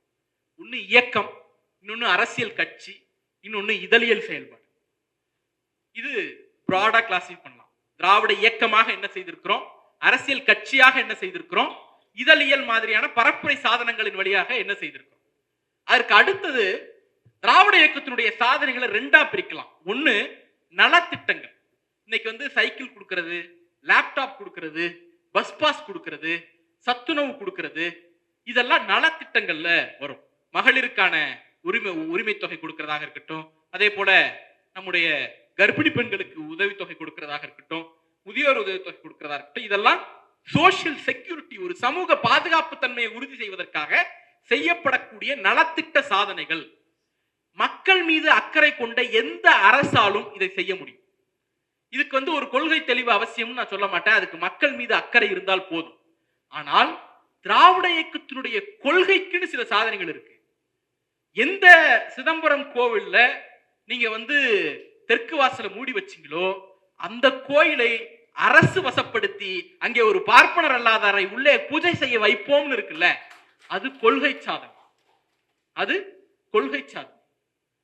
எந்த இடத்திலிருந்து பார்ப்பனர் அல்லாத மக்களை வெளியேற்றினீர்களோ அந்த இடத்தில் நாங்கள் அவர்களை மீண்டும் நிலைநிறுத்துவோம்ங்கிறது இருக்குல்ல, அது கொள்கை சாதனை. உதாரணத்துக்கு ஒரு விஷயம் சொல்றேன். ராம அரங்கனல் அப்படிங்கிறவர் திராவிட இயக்கத்தினுடைய முக்கியமான தலைவர். அவர் அண்ணாமலை பல்கலைக்கழகத்தில் படித்துக் கொண்டிருக்கிற போது ஒரு சம்பவம் நடக்குது. ஒரு கருப்பு கொடி காட்டுற போராட்டம். ஒரு காங்கிரஸ் தலைவர் வருகிறார். இவங்க எல்லாம் திமுக தீகா காரங்க. கருப்பு கொடி, அப்ப தீகா தான், திமுக கிடையாது. கருப்பு கொடி காட்டுறங்கிற பேர்ல மாணவர்கள் எல்லாம் அண்ணாமலை பல்கலைக்கழகத்தில் போய் கருப்பு கொடி காட்டுறாங்க. அதாவது கருப்பு கொடி காட்டுனதுக்கு என்ன தண்டனையோ அதை கொடுத்திருந்தா பிரச்சனை இல்லை. அந்த கல்லூரியினுடைய முதல்வர் அழைத்து, நீங்க எல்லாம் இப்படித்தான், அதென்ன நீங்க எல்லாம் இப்படித்தான், அது பின்னால ஒரு சாதிய வசை இருக்குல்ல, அந்த மாதிரி ரொம்ப கேவலப்படுத்தி வெளியே அனுப்பிடுறார். திராவிட இயக்கம் என்ன செய்ததுங்கிறதுக்கு மிகச்சிறந்த உதாரணம் ராம அரங்கனல் பின்னாளில் குடிசை மாற்று வாரியத்தினுடைய தலைவராக பொறுப்பேற்றார். அவருக்கு கீழ்நிலையில் பணியாற்றக்கூடியவராக கல்லூரியிலிருந்து வெளியேற்றிய அந்த பிரின்சிபாலனுடைய தம்பி பணியாற்றினார். அதாவது கல்வி நிலையங்களிலிருந்து சஸ்பெண்ட் செய்யப்படுகிறார் ராம அரங்கனல். யார் சஸ்பெண்ட் பண்ணாரோ அந்த பார்ப்பன சாதியை சேர்ந்த ஒரு பிரின்சிபாலனுடைய தம்பி இவருக்கு கீழே பணியாற்றக்கூடியவராக மாறினார். எந்த இடமெல்லாம் நமக்கு மறுக்கப்பட்டதோ அந்த இடத்தை எல்லாம் கல்வியின் வழியாகவும், கல்வி மறுக்கப்பட்ட போது அதிகாரத்தின் வழியாகவும் பெற்றுக் கொடுத்த இயக்கம் திராவிட. திராவிட இயக்கத்தினுடைய செயல்பாடு கல்வியை முதன்மைப்படுத்தியது. அந்த கல்வி மறுக்கப்பட்ட போது அதிகாரத்தின் வழியாக அவனுக்கு நீதியை பெற்றுக் கொடுத்தது, கல்வியை அதற்கு பின்னால் பெற்றுக் கொடுத்தது. அதுதான் திராவிட இயக்கத்தினுடைய அடிப்படை செயல்பாடு. அப்போ இதெல்லாம் ஒரு பக்கம் வச்சிருக்கோம். இது நான் கொள்கை செயல்பாடுன்னு ஒன்று சொல்றேன், நலத்திட்ட செயல்பாடுன்னு ஒன்று சொல்றேன். இந்த மாதிரி தொடர்ச்சியாக போய்கிட்டே இருக்கிறது. இப்ப நமக்கு சில கேள்விகள் வருது. ஒண்ணு, திராவிட இயக்கம் அப்படிங்கிறது தோழர் மதிவதனி பேசுகிற போது சட்டநாதன் அவர்களை 2-3 இடத்துல கோட் பண்ணாங்க. அவருடைய அந்த ஸ்டோரி ஆஃப் சூத்ரா, ஒரு சூத்திரனின் கதை அப்படின்னு அந்த புத்தகம் தமிழ்ல கூட வந்திருக்கு. அந்த புத்தகத்தினுடைய வேர் 1984ஆம் ஆண்டு சென்னை பல்கலைக்கழகத்தில், மெட்ராஸ் யூனிவர்சிட்டியில ஒரு தொடர் சொற்பொழிவு ஆற்றுவதற்காக சட்டநாதன் அவர்கள் அழைக்கப்படுகிறார். அந்த தொடர் சொற்பொழிவு ஆற்றுகிற போது அவர் எதையெல்லாம் பேசினாரோ அந்த பேச்சினுடைய விரிவாக்கப்பட்ட வடிவம் தான் அந்த சூத்திரனின் கதை அப்படிங்கிற அந்த புத்தகம். அந்த அந்த சொற்பொழிவு ஆற்றுகிற போது அதற்கு ஒரு முன்னுரை கொடுக்கிறார் சட்டநாதன். அந்த முன்னுரையில ஒரு செய்தி இருக்கிறது. இந்த சொற்பொழிவை ஆற்றுவதற்கு நான் தகுதியானவனா இல்லையான்னு தெரியல, ஏதோ கொஞ்சம் ஆராய்ச்சி பண்ணியிருக்கிறேன், ஆனாலும் இந்த சொற்பொழிவை நான் ஏன் ஆற்றுகிறேன்னு சொன்னா, ரிட்டையர்ட் ஆயிட்டேன், பொருள் ஈட்ட வேண்டிய அவசியம் எனக்கு இல்லை, சுகமாக சுகபோகமாக வீட்டில் உட்கார்ந்திருக்கேன், நான் இந்த நிலைக்கு வருவதற்கு காரணம் எது என்பதை தேடி படித்தேன், அதைத்தான் உங்கள்கிட்ட பேச போறேன். அப்ப ஒரு தெருவில் நடக்கவே முடியாத நாம் ரிட்டையர் ஆயிட்ட சுகமா இருக்கேன், எனக்கு பொருள் ஈட்டணும்னு அவசியம் இல்லைங்கிற ஒரு லக்ஸூரியஸ் லைஃப ஒரு 30 ஆண்டுகள் 35 ஆண்டுகளில் அடைந்தோம்னு சொன்னா, பெரியார் 70 ஆண்டுகள் 90 ஆண்டுகள் இந்த நாட்டில் கால்தேய நடந்ததனுடைய விளைவு சட்டநாதன் சொன்ன அந்த வார்த்தை. ஐம் லக்ஸூரி, ஐம் கம்ஃபர்டபிள், எனக்கு பொருள் ஈட்டணும்னு அவசியம் இல்லை, அதனால இந்த இயக்கத்தை பத்தி ஆய்வு பண்றேன், நான் பேசுறேன்னு அவர் சொன்னார்ல. அதுக்கு பின்னணியில் என்ன இருந்தது? பெரியார் கால்தேய நடந்த நடை இருந்தது, அண்ணா நாதேய பேசிய பேச்சு இருந்தது, கலைஞர் கைதேய எழுதிய எழுத்து இருந்தது. அப்படி இந்த இயக்கம் மாற்றி காட்டியது. நிகழ்த்த முடியாது என்று நம்பியவற்றை எல்லாம் நிகழ்த்தி காட்டிய இயக்கம் இந்த இயக்கம். யோசிச்சு பாருங்க, இன்னைக்கும் வட இந்தியாவில் பார்ப்பனர் அல்லாத ஒருவர் கோயிலிலே பூஜை பண்ணுகிறார் சொன்னா நம்ப மாட்டோம். ஆனால் நம்ப வைத்த இயக்கம், நிகழ்த்தி காட்டிய இயக்கம் திராவிட இயக்கம். நீங்க திராவிட இயக்கத்துக்கு ஒரு சேலஞ்ச் இருக்கு. என்ன சேலஞ்ச் அப்படின்னா, பெரும்பான்மை நம்பிக்கைக்கு எதிரான இயக்கம் இந்த இயக்கம். அது ஒரு பெரிய சிக்கல்ல. ஆர்எஸ்எஸ் ஏன் வெற்றி பெறுதுன்னா, ஆர்எஸ்எஸ் செயல்படணும்னு அவசியமே கிடையாது. நதியின் போக்குல அடிச்சு விட்டோம்னா அது கடல்ல கொண்டு போய் கலந்துடும். நாம எதிர்நீச்சல் போட்டு மலையை நோக்கி போயிட்டு இருக்கோம். வித்தியாசம் இருக்கிறது நமக்கு அவங்களுக்கும். அப்போ திராவிட இயக்கத்துல தனித்து விடப்படுவதற்கான வாய்ப்புகள் அதிகம். அது என்ன? ஒரு பெரும்பான்மை நம்பிக்கையா இருக்கக்கூடிய ஒரு மத நம்பிக்கை நீங்க கேள்வி கேட்டீங்கன்னா உங்க பக்கத்துல வரமாட்டான், விலகி போயிடுவான், ஒதுங்கி போயிடுவான். கருப்பு சட்டங்கிறது அபசகுணம்னு பார்க்கக்கூடிய சமூகத்துல எந்நேரமும் கருப்பு சட்டை தான் போட்டுட்டு இருப்பேன் அப்படின்னு நீங்க இருந்தீங்கன்னா உங்க பக்கத்துல நிக்க மாட்டான், கொஞ்சம் விலகி போயிடுவான். இந்த ஆபத்து இயற்கையாக திராவிட இயக்கத்துக்கு இருக்கு. அதனாலதான் திராவிட இயக்கம் ஒவ்வொரு காலகட்டத்திலும் இன்க்ளூசிவா எல்லாரையும் ஒருங்கிணைச்சு போனுச்சு. இயக்கத்துக்கு வெளியிலே இருந்த பல பேரை கூட இந்த இயக்கம் தனதாக்கி கொண்டு அது நோக்கி நடைபோட்டுச்சு. உதாரணத்திற்கு, எதை யாரை கொண்டு செய்ய வேண்டும் அப்படிங்கிற அந்த சிந்தனை தெளிவு, செயல்பாட்டு தெளிவு இந்த இயக்கத்துக்கு உண்டு. ஹிந்தி எதிர்ப்பு போராட்டம்னு நடந்துச்சு. இந்த சுயமரியாதை விவகாரத்துல நீதி கட்சிக்கு நமக்குமே கூட 7ஆம் பொருத்தம், பங்காளி சண்டை உண்டு. சட்டநாதன் சொன்னதுதான், பெரியார் வருகிற வரை திராவிட இயக்கத்தின் முகம் நீதி கட்சி, பெரியார் வருகிற வரை நீதி கட்சி இந்த இயக்கத்தின் முகமாக இருக்கிற வரை திராவிட இயக்கத்தினுடைய அடிப்படை கோரிக்கை பிரதிநிதித்துவம், எனக்கு உரிய இடத்தை கொடு, அவ்வளவுதான். ஆனால் பெரியார் வந்த பிறகு பெரியார் இந்த இயக்கத்தின் முகமாக மாறினார். அதை சட்டநாதன் சொன்னார். அவர் சொல்லாமல் விட்ட ஒரு செய்தி, பெரியார் வருவதற்கு முன்பு இந்த இயக்கத்தின் அடிப்படை நோக்கம் பிரதிநிதித்துவம், பெரியார் வந்ததற்கு பிறகு இந்த இயக்கத்தின் அடிப்படை நோக்கம் சுயமரியாதை. அந்த சுயமரியாதைக்கு ஆபத்து வருகிற போதெல்லாம் இந்த இயக்கம் பெரிதாக ரியாக்ட் பண்ணிருக்கு. தமிழ் என்கிற மொழி, அதாவது சூர்யா கிருஷ்ணமூர்த்தியுடைய சுயமரியாதையோ, இங்க இருக்கக்கூடிய ஐயா சுபவி அவர்களுடைய சுயமரியாதையோ, மதிவதனி அவர்களுடைய சுயமரியாதையோ மட்டும் இந்த இயக்கம் காப்பாற்றவில்லை. இந்த மொழியினுடைய சுயமரியாதையை, இந்த நாட்டினுடைய சுயமரியாதை, இந்த இனத்தினுடைய சுயமரியாதையை காப்பாற்றுவதற்காக இயக்கம் நடத்திவிட்டது. தமிழ் அந்த இந்தி எதிர்ப்பு போராட்டம் அப்படிங்கிறதே இந்தி கத்துக்க முடியாது அப்படிங்கிறதுனாலயா?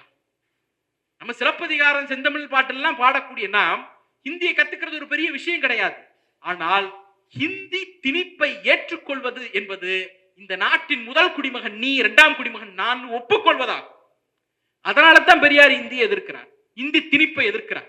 இந்தியோடு வரக்கூடிய சமஸ்கிருத பண்பாட்டை எதிர்க்க வேண்டும் என்பதற்காகத்தான் பெரியார் இந்தி எதிர்ப்பை எதிர்க்கிறார். அப்ப இந்தி எதிர்ப்பை திராவிட இயக்கம் யாரை கொண்டு எதிர்த்ததுங்கிறது முக்கியம். அருணகிரி அடிகள் தான் இந்திய எதிர்ப்பினுடைய மாநாட்டு தலைமையாக இருந்தார். நாங்க இந்திய எதிர்ப்பு பேசலடா, தமிழ்நாடே இந்திய எதிர்ப்பு பேசுகிறது என்கிற ஒரு பொது நோக்கை, பொது உருவகத்தை உருவாக்க வேண்டிய அவசியம் திராவிட இயக்கத்திற்கு இருந்தது. அதை திராவிட இயக்கம் செய்தது. ஏன் அருணகிரி அடிகள் இல்லாம அண்ணாவே அந்த மாநாட்டுக்கு தலைமையேற்று இருக்க முடியாதா? அருணகிரி அடிகள் எல்லாவற்றையும் இழந்து விட்ட ஒரு துறவி.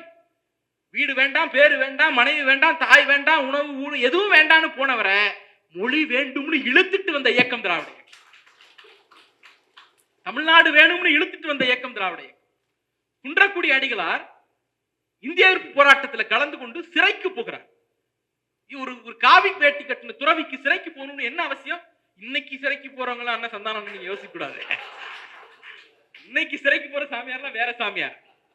அப்போ ஒரு காவி வேட்டி கட்டிய அசலான துறவி அவருக்கு சிறைக்கு போகணும்னு அவசியமே கிடையாது இல்ல. ஆனால் அவர் சிறைக்கு போனார். இன்னைக்கு இந்த மாதிரியான பிரச்சனைகள் அனைத்து சாதியினரும் அர்ச்சகராகலாம்ங்கிறது யாருடைய நோக்கம்? திராவிட இயக்கத்தோட நோக்கம், பெரியாருடைய நோக்கம், திமுகவுடைய நோக்கம். சட்ட மேலவையில் அந்த சட்டம் வருகிற போது அதை முன்மொழிந்தவர் கருப்பு சட்டை போட்ட திகாக்காரரோ திமுக காரரோ கிடையாது, காவி உடை உடுத்திய குன்றக்குடி அடிகளார். அனைத்து சாதியினரும் அர்ச்சகராகலாம் என்பதை தமிழ்நாடு சட்டமேலையில் வழிமொழிந்தவரும் முன்மொழிந்தவரும் குன்றக்குடி அடிகளார். அதுல இன்னொரு செய்தி உண்டு. குன்றக்குடி அடிகளார் இன்னைக்கு பல பேர் உளமாறன்னா அவன் வயத்துல தீ வச்ச மாதிரி ஐயோ ஃபேன 12ல வைடி மாலா அப்படின்னு கதறான். அதாவது இந்த கதற விடுறது ஒரு கலை இல்ல. அது என்னென்னமோ சொல்லி பார்த்தானுங்க, எவ்வளவோ போட்டு பார்த்தானுங்க. ஒன்றியம்னு ஒரே வார்த்தையில மொத்தத்தையும் முடிச்சிட்டாரு. ஒன்றியம்ங்கிற வார்த்தை எவ்வளவு பதறான். என்னென்னமோ பேசி பார்த்தோம். ஐயா பார்ப்பனர்னு ஒரு வார்த்தை சொன்னாரு, இன்னைய வரைக்கும் கதறிட்டு இருக்கான்.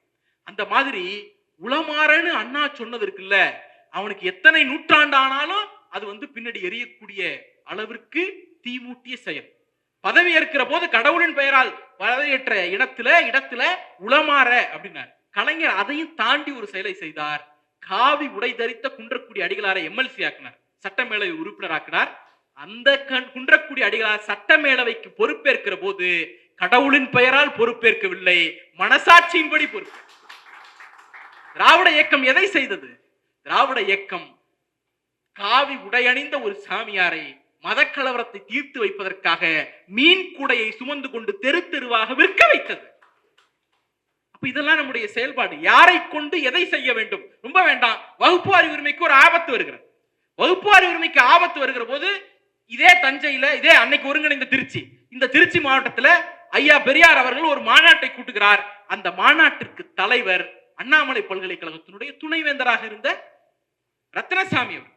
ஏன் இங்க திராவிட இயக்கத்தில் ஆட்கள் இல்லையா? கட்சியினுடைய முன்னணி தலைவர்கள் இல்லையா? அவர்கள் எல்லாம் நீங்க பண்ணிருக்கலாம்ல. ஆனால் அவர் ஒரு துணைவேந்தர் பொறுப்பேற்று சமூக நீதியை பேசணும்னு பெரியார் விரும்பினார். யாரை கொண்டு எதை செய்ய வேண்டும் என்கிற தெளிவு இந்த இயக்கத்திற்கு எல்லா காலகட்டங்களிலும் இருந்திருக்கிறது. அதுதான் திராவிட இயக்கத்தின் செயல்பாடு. அதனுடைய தொடர்ச்சி தான் பெரியாரை இந்திய மயமாக்குவோம் என்று ஆசிரியர் சொல்லவில்லை, தலைவர் சொல்லவில்லை, ராகுல் காந்தியை சொல்ல வைத்திருக்கிறது. யாரை கொண்டு எதை செய்ய வேண்டும் என்பதிலே நமக்கு பெரிய தெளிவு இருந்தது. இன்னொன்னு, இங்க இந்த மாதிரி வளர்ச்சி எல்லாம் உறுதிப்படுத்திட்டோம். ஒரு பக்கம் வளர்ச்சி நம்ம ஏற்கனவே பல முறை பேசிவிட்டதனால அந்த புள்ளி விவரங்களுக்குள்ள நான் போகல. ஆனால் சுயமரியாதை இயக்கம் அப்படிங்கிற இந்த கோட்பாடு வருகிற போது பெரியாரை நோக்கி ஒரு விமர்சனம் வருது. என்ன விமர்சனம்? சுயமரியாதைங்கிற சொல்லே தமிழ் கிடையாது, தமிழ்ல ஒரு சொல்லை கூட உருவாக்க முடியாதவர் தான் ராமசாமி அப்படின்னு சொல்றாங்க. பெரியார் தான் சொன்னாரு, சுயமரியாதைன்னு வச்சுக்கிறியா வச்சுக்க, தன்மானம்னு வச்சுக்கிறியா வச்சுக்க, அதனுடைய பொருள் என்ன? எனக்கு மானம் வேணும், அந்த மானத்தை கொடு, நீ என்ன சொல் வேணாலும் சொல்லி அழைத்துக்கோ என்று அதை லெப்ட்ல டீல் பண்ணிட்டாரு. ஏன்னா இறந்துட்டாரா, காலம் ஆயிட்டாரா, சித்தி அடைந்தாரா, முத்தி அடைந்தாரா, எதை போடுறதுன்னு போய் கேட்டப்போ செத்துட்டான்னு போடுறா அப்படின்னாரு பெரியார். இறந்து போயிட்டாரு, சித்தி அடைந்தாரா புத்தி அடைந்தாரான்னு போடுறதுக்கு என்ன ஆயிட்டான்? செத்துட்டான்னு போடு. புரியுது இல்ல? உனக்கும் புரியுது, எனக்கும் புரியுது, அதோட போதுங்கிற அளவிற்கு ரொம்ப லைட்டரான மேன் பெரியார். ஒரு மாபெரும் துறவி. பெரியார் அளவிற்கு ஒரு லைட் ஹார்ட் கொண்ட மனிதர்கள் கிடையவே கிடையாது. எல்லாவற்றையும் லெப்ட்ல டீல் பண்ணிட்டு போடுவாரு. அவர் மீதான விமர்சனமா? ஆமா சொன்னேன், இன்னைக்கு மாத்திக்கிட்டேன். இந்த கட்சி யாருக்குங்க வரும்? ஆமா நான் தான் சொன்னேன், 27ல சொன்னேன், 35ல சொன்னேன், இன்னைக்கு 77. சமூகம் மாறிடுச்சு, என்னுடைய கருத்து நிலை மாறிடுச்சு. விடாப்படியா இருந்தேன்னா நான் பிற்போக்குவாதி, என்னுடைய சிந்தனை மாறிக்கொண்டே இருக்குமானால் அதுதான் மாற்றம். இவ்வளவு ஏன் சார் இந்த நாட்டுல பெண்களை முதலில் பேச அனுமதித்த சபை சுயமரியாதை திருமணங்கள் தான். வேற ஏதாவது ஒரு சடங்குகள்ல பெண்களை பேச விடுறாங்களா பாருங்க. 1008 சடங்கு முறைகள் வச்சிருக்கோம். ஏதாவது ஒரு சடங்குல பெண்ணுக்கு பேசுகிற உரிமை இருக்கிறதா? இல்ல. சுயமரியாதை திருமணங்கள் தான் பெண்ணினுடைய விருப்பம் என்ன என்பதை முதலில் கேட்டது. அவங்க என்ன உடை, குழந்தையா இருக்கட்டும், அது என்ன உடை உடுத்தணும், என்ன உணவு உண்ணணும், எதையுமே பெண்ணிடம் கேட்க மாட்டோம். என்ன படிக்கணும், எதையுமே கேட்க மாட்டோம். எல்லாவற்றையும் யாரோ ஒருவர் தான் தீர்மானிப்பார். சுயமரியாதை திருமணம் மட்டும்தான் இந்த கணவரை, இந்த ஆணை மணந்து கொள்வதற்கு, வாழ்க்கை துணையாக ஏற்றுக்கொள்வதற்கு உனக்கு சம்மதமானு கேட்டுச்சு.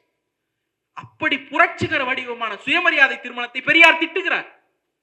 சம்பத் சுலோச்சனாவுக்கு திருமணம் செய்து வைக்கிற போது 25 வருஷத்துக்கு முன்னாடி நான் இந்த மாடலை சொன்னேன், 25 வருஷமா இதையே ஃபாலோ பண்ணிட்டு இருக்கீங்களே, இன்னும் எவால்வ் ஆகி போங்கடா அப்படின்னு.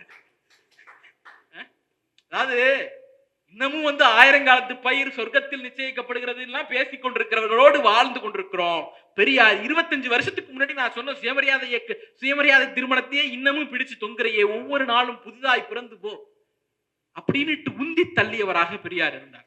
இன்னொன்னு, பண்பாட்டு ரீதியிலான ஒரு பெரிய மாற்றங்களை இந்த இயக்கம் செய்திருக்கிறது.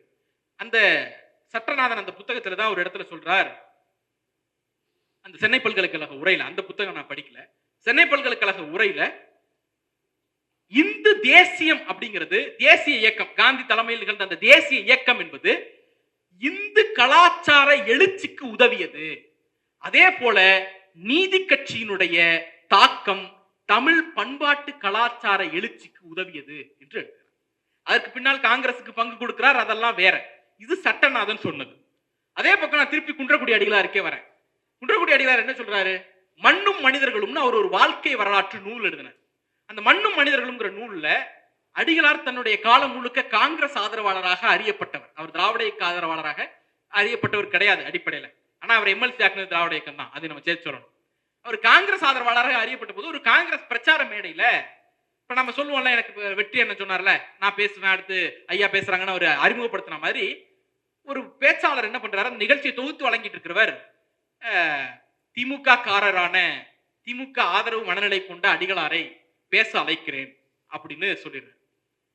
காமராஜர் அடுத்து பேசுறாரு. இப்ப எனக்கு அடுத்து ஐயா பேசுகிற போது ஏதாவது ஒரு பிழை நடந்திருந்தா அந்த பிழையை திருத்துவாங்க இல்லையா, அதே மாதிரி காமராஜர் இந்த பிழையை திருத்துகிறார். எப்படி திருத்துறாருன்னா, அடிகளார் திமுக ஆதரவாளர்லாம் கிடையாது, அவர் காங்கிரஸ் ஆதரவாளர் தான். ஆனா என்ன, அப்பப்ப தமிழ், தமிழர், தமிழ்நாடுன்னு பேசுவாரு. அப்ப தமிழ், தமிழர், தமிழ்நாடு என்று பேசினாலே அவன் திமுக காரன், திராவிட இயக்கத்துக்காரன் என்று சொன்னது நாம் அல்ல, காமராஜர். அப்ப பண்பாட்டு ரீதியாக நாம் என்ன செயல்பட்டோங்கிறதுக்கு இதை விட சிறந்த உதாரணம் என்ன வேணும்? ரொம்பலாம் வேண்டாம் சார். இன்னைக்கு மோடி முதல் சுற்று தேர்தல் முடிகிற வரைக்கும் அவர் வாயிலிருந்து இந்து என்கிற வார்த்தை வரவே இல்லை. மோடியை மௌன விரதம் இருக்க சொன்னா கூட இருந்துருவாரு, சாப்பிடாம இருக்க சொன்னா கூட இருந்துருவாரு. இஸ்லாமியர்கள் மீது வெறுப்ப கக்காம இருந்து சொன்னா அவரால் இருக்கவே முடியாது. சரையு நதியில யாரோ குதித்தது போல இவரும் போய் குதிச்சாலும் குதிச்சிருவாரு. ஏன்னா அவரால் இருக்கவே முடியாது. இந்த இவன் சொல்லுவான்ல, அவன் உணவு இல்லாம செத்துருவான், இவன் காத்து இல்லாம செத்துருவான், இந்தியன் வந்து பேசாமலே செத்துருவான். அந்த மாதிரி மோடிக்கு வெறுப்பை கக்காமல் இருந்தால் அவரால் வாழ முடியாது. அப்படிப்பட்ட மோடி தமிழ்நாட்டில் தேர்தல் முடிகிற வரைக்கும் இந்து இஸ்லாமியர் என்ற வார்த்தையை இந்தியாவில் எந்த பகுதியிலும் பேசல. தமிழ்நாட்டில் பேசுறது செய்தி அல்ல, இந்தியாவில் எங்கேயுமே பேசல. ஆர்.என். ரவி மூச்சுக்கு 300 தடவை திராவிட மொழிக, திராவிடம் எல்லாம் ஒரு பண்பாடா என்று கூக்குரல் இடக்கூடிய ஆர்.என். ரவி தேர்தல் அறிவிக்கப்பட்ட நாளில் இருந்து தமிழ்நாட்டின் வாக்குப்பதிவு முடிகிற நாள் வரைக்கும் எங்க இருந்தாரு, பங்கருக்குள்ள ஒளிஞ்சு போனாராங்கிற அளவிற்கு அவரை ஆள் விட்டு தேட வேண்டிய ஒரு ட்விட் வரலையே. வள்ளுவருக்கு காவி அன்னைக்கு போட்டிருந்தானா நீ கட்ஸ் உள்ளவன் ஒத்துக்கலாம்ல. வள்ளுவருக்கு காவிய தேர்தல் முடிஞ்ச பிறகு தானே போடுறீங்க. எங்களுடைய பிரச்சார பீரங்கி, திராவிட இயக்கத்தின் ஆலங்கால்பட்ட பிரச்சார பீரங்கி அண்ணன் ஹெச் ராஜா தேர்தல் முடிகிற வரைக்கும் ஏதாவது ஒரு இடத்துல மைக்க பிடிச்சாரா? ஏதாவது ஒரு இடத்துல மைக்க பிடிச்சாராங்க? இல்லங்க. தினமலருக்கு மட்டும் ஒரே ஒரு பேட்டி கொடுத்தாரு, அதுவும் கூட எங்கேயும் பரவாம பாத்துக்கிட்டாங்க, எங்கேயும் பிரபலமாகாம பாத்துக்கிட்டாங்க. அப்ப இந்துத்துவ சிந்தனையை இந்தியா முழுக்க விதைக்க வேண்டும் என்று சொன்னாலும் நீங்கள் தமிழ்நாட்டை கன்வின்ஸ் பண்ணணும், இல்ல தமிழ்நாட்டை பாஸ் பண்ணிட்டு போய் தான் விதைக்கும். அப்ப தமிழ்நாடு என்பது இந்து இந்தியா என்கிற அந்த கோட்பாட்டின் கண்களில் விழுந்த தூசி. 40 MP வச்சுட்டு என்னடா பண்றீங்கன்னு கேட்கிறாங்கல்ல. இந்து இந்தியா, இந்து ராஷ்டிரம் என்கிற அவர்களுடைய கனவுகளை வெடி வைத்து தகர்க்க இந்த 40 MPக்கள் போதும். ஏன்னா நாடாளுமன்றத்தில் பெரியார் வாழ்க, தமிழ்நாடு வாழ்க, அண்ணா வாழ்க என்று முழங்கக்கூடிய MPக்களாக இவர்கள் இருக்கிறார்கள். குனிந்து கும்பிட போடக்கூடிய MPக்களாக இவர்கள் இல்லை. அப்போ நீங்க வந்து இது தொடர்ந்து அப்படியே பார்த்துக்கிட்டே இருக்கணும். ஒரே ஒரு இந்த பண்பாட்டு விஷயத்துக்கு ஒரே ஒரு விளக்கம் மட்டும் சொல்றேன். பாஞ்சாலி சபதம்னு ஒண்ணு இருக்கு, பாரதியார் எழுதினது. இந்த பாஞ்சாலி சபதம் என்னன்னா, மகாபாரதத்துல என்ன நடந்துச்சோ அதை இவர் வந்து கேரக்டரை மாத்திட்டார். அது வந்து கௌரவர்களுக்கும் பாண்டவர்களுக்கும் நடந்த யுத்தத்தை வெள்ளைக்காரர்களுக்கும் இந்தியர்களுக்கும் நடந்த யுத்தமாக மாற்றி அதை அப்படியே புனிதப்படுத்திட்டாரு பாரதியார். அதுல ஒரு இடம் வரும், எல்லாரையும் சூதுல பணைய வச்சு இழந்துட்டான், நாட்டை இழந்துட்டான், தம்பிகள் இழந்துட்டான், தன்னை இழந்துட்டான், அடுத்து மனைவி பாஞ்சாலியை கொண்டு வந்து சூதுல வைக்கிறான், அவங்களே இழந்துட்டான். பீஷ்மரை நோக்கி பாஞ்சாலி கேட்பதாக ஒரு இடம் வருது. தன்னை இவன் இழந்தடிமை ஆனானா, அவனை பணைய வச்சுட்டு என்ன பணைய வச்சானா, இல்ல என்ன பணைய வச்ச பிறகு அவனை பணைய வச்சானா? பீஷ்மர் சொல்றாரு, இல்லம்மா அவனை பணைய வச்சு அடிமையான பிறகுதான் உன்னை பணைய வச்சான் அப்படின்னு பீஷ்மர் சொல்றாரு. இப்ப பாரதி எழுதுகிறார், தன்னை இவன் இழந்தடிமை ஆன பின்னர் தாரமேது வீடேது தாதனனே என்று நும்மையுமோர் பெண்ணரசி கேட்கிறாள் பெண்மை வாயால். அவனே தன்னை பணையம் வைத்து அடிமை ஆயிட்டான். அடிமைக்கு வீடு ஏது, மனைவி ஏது? அப்ப அவன் அடிமையான பின்னால என்ன எப்படி அடகு வைக்க முடியும் என்று கேட்டான். இதுல ஏதாவது மாற்றம் நிகழ்ந்திருக்கிறதா? பாரதி ஏதாவது புதுசா சேர்த்திருக்காரா? இல்ல, மகாபாரத காப்பியத்திலே ஏது அப்படித்தான் இருந்துச்சு. ஆனால் இன்னொரு கதை சொல்றேன். ராமாயணத்தை பிரபஞ்சன் எழுதினார். பிரபஞ்சன் ராமாயணத்தை எழுதுகிற போது அதனுடைய ஒரு காட்சி வருகிறது. சீதையை அசோகவனத்திலிருந்து மீட்டுட்டு கொண்டு வந்துட்டாங்க. அடுத்து அவங்களுடைய பிறந்த இடத்திற்கு கூட்டிட்டு போகணும். அப்ப லக்ஷ்மணனை கூப்பிட்டு ஒரு குழி வெற்றா அப்படின்னு ராமன் சொல்றாப்ல. சீதைக்கு ஒரே திகைப்பு, என்னப்பா இப்பதான் வந்திருக்கோம், நம்மள ரெஃப்ரெஷ் கூட ஆக விடல, குழி வெட்ட சொல்றாரு அப்படின்னு சொல்லிட்டு, எதுக்கு குழி அப்படின்னு கேட்க, உன்னுடைய கற்பை நிரூபிக்கணும், நீ தீக்குழிக்குள்ள இறங்கணும். உடனே என்ன பண்ணுவாங்க, அவ இறங்குவாங்கிறது தான் கதை. அந்த இடத்துல பிரபஞ்சன் ஒரு வார்த்தையை சேர்க்கிறார், நில் லட்சுமணா, குழி வெட்டாதுன்னு சொல்லல, ஒரு குழி இல்ல 2 குழியா வெட்டு. உடனே ராமன் கேட்கிறான், ஏன் 2 குழி அப்படின்ட்டு. உன்னை பிரிஞ்சு இருந்த நான் கற்ப நிரூபிக்கணும்னா என்ன பிரிஞ்சு இருந்த நீயும் கற்ப நிரூபிக்கல, தீக்குள்ள இறங்க. அப்போ பாரதி ஆரிய பண்பாட்டின் அடையாளம், உள்ளதை உள்ளபடி கேரக்டரை மாத்தி சொன்னார். பிரபஞ்சன் திராவிட பண்பாட்டு புரட்சியின் அடையாளம், பெரியாரின் வழித்தோன்றல், ராமாயணத்தை ஒரே வார்த்தையில ட்விஸ்ட் பண்ணார். அப்ப இந்த பண்பாட்டு பணிகளை திராவிட இயக்கம் தொடர்ந்து செய்து கொண்டே இருந்தது. இப்படி எல்லாவற்றையும் நாம் சொல்லிக்கொண்டே போகலாம். இன்னொன்னு, கடைசியாக இந்த இதுக்கு மணி ஆயிடுச்சு. புனிதங்கள்னு ஒண்ணு இருக்கு, நிறைய செய்தி இருக்கிறது, ஆனால் நேரம் இல்லை. புனிதங்கள்னு ஒண்ணு இருக்கு.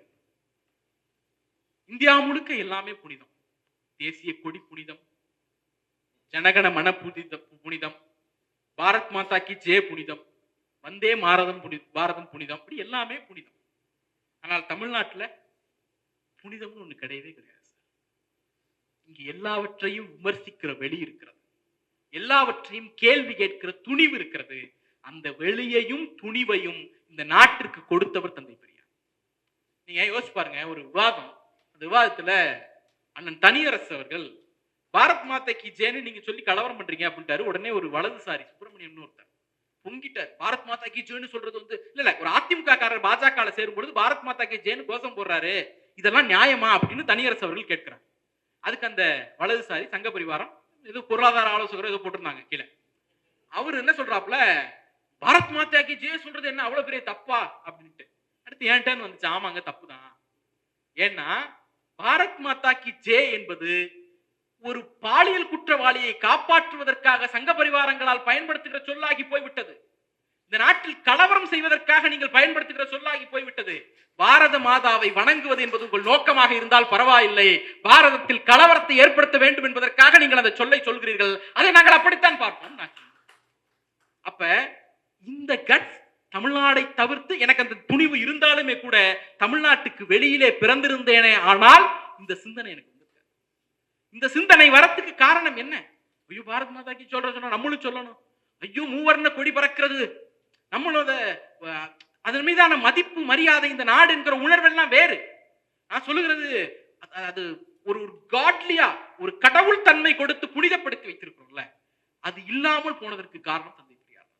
நீங்க அதனால ஏற்பட்ட விளைவுகள் ரொம்ப பாரதூரமானது. அதுக்காக அவர்கள் ரொம்ப முயற்சி பண்ணாங்க. உதாரணத்துக்கு இங்க ஆசிரியர் இருக்காரு, அண்ணன் இவர் இருக்காரு, ப்ரொஃபசர் பாபு இருக்காரு, பேராசிரியர் இருக்காங்க, கோச்சுக்க கூடாது. நான் என்னுடைய கருத்து இல்லது. நான் ஸ்கூல் படிக்க ஆரம்பிக்கும் பொழுது ஒரு டயலாக் இருக்கும், மாதா பிதா குரு தெய்வம் அப்படிம்பாங்க. நான் 12ஆம் கிளாஸ் முடிச்சுட்டு காலேஜ் வரும் பொழுது பக்கத்தவன் வாத்தியார் வேலைக்கு போவான் அப்படின்பாங்க. நான் ஸ்கூல் படிக்க ஆரம்பிக்கும் பொழுது மாதா பிதா தெய்வத்துக்கு முன்னாடி குருன்னியடா, இன்னைக்கு வக்கத்தவன் வாத்தியார் வேலைக்கு போவாங்கிறியா அப்படின்னு கேட்டா, மாதா பிதா குரு தெய்வம் என்று சொன்ன போது அன்றைக்கு குருவாக இருந்தவர்களுக்கு குறுக்கே ஒரு நூல் இருந்தது. வக்கத்த வாத்தியார் வேலைக்கு போவான்னு சொல்லுகிற போது அந்த நூல் அறுபட்டு போய்விட்டது.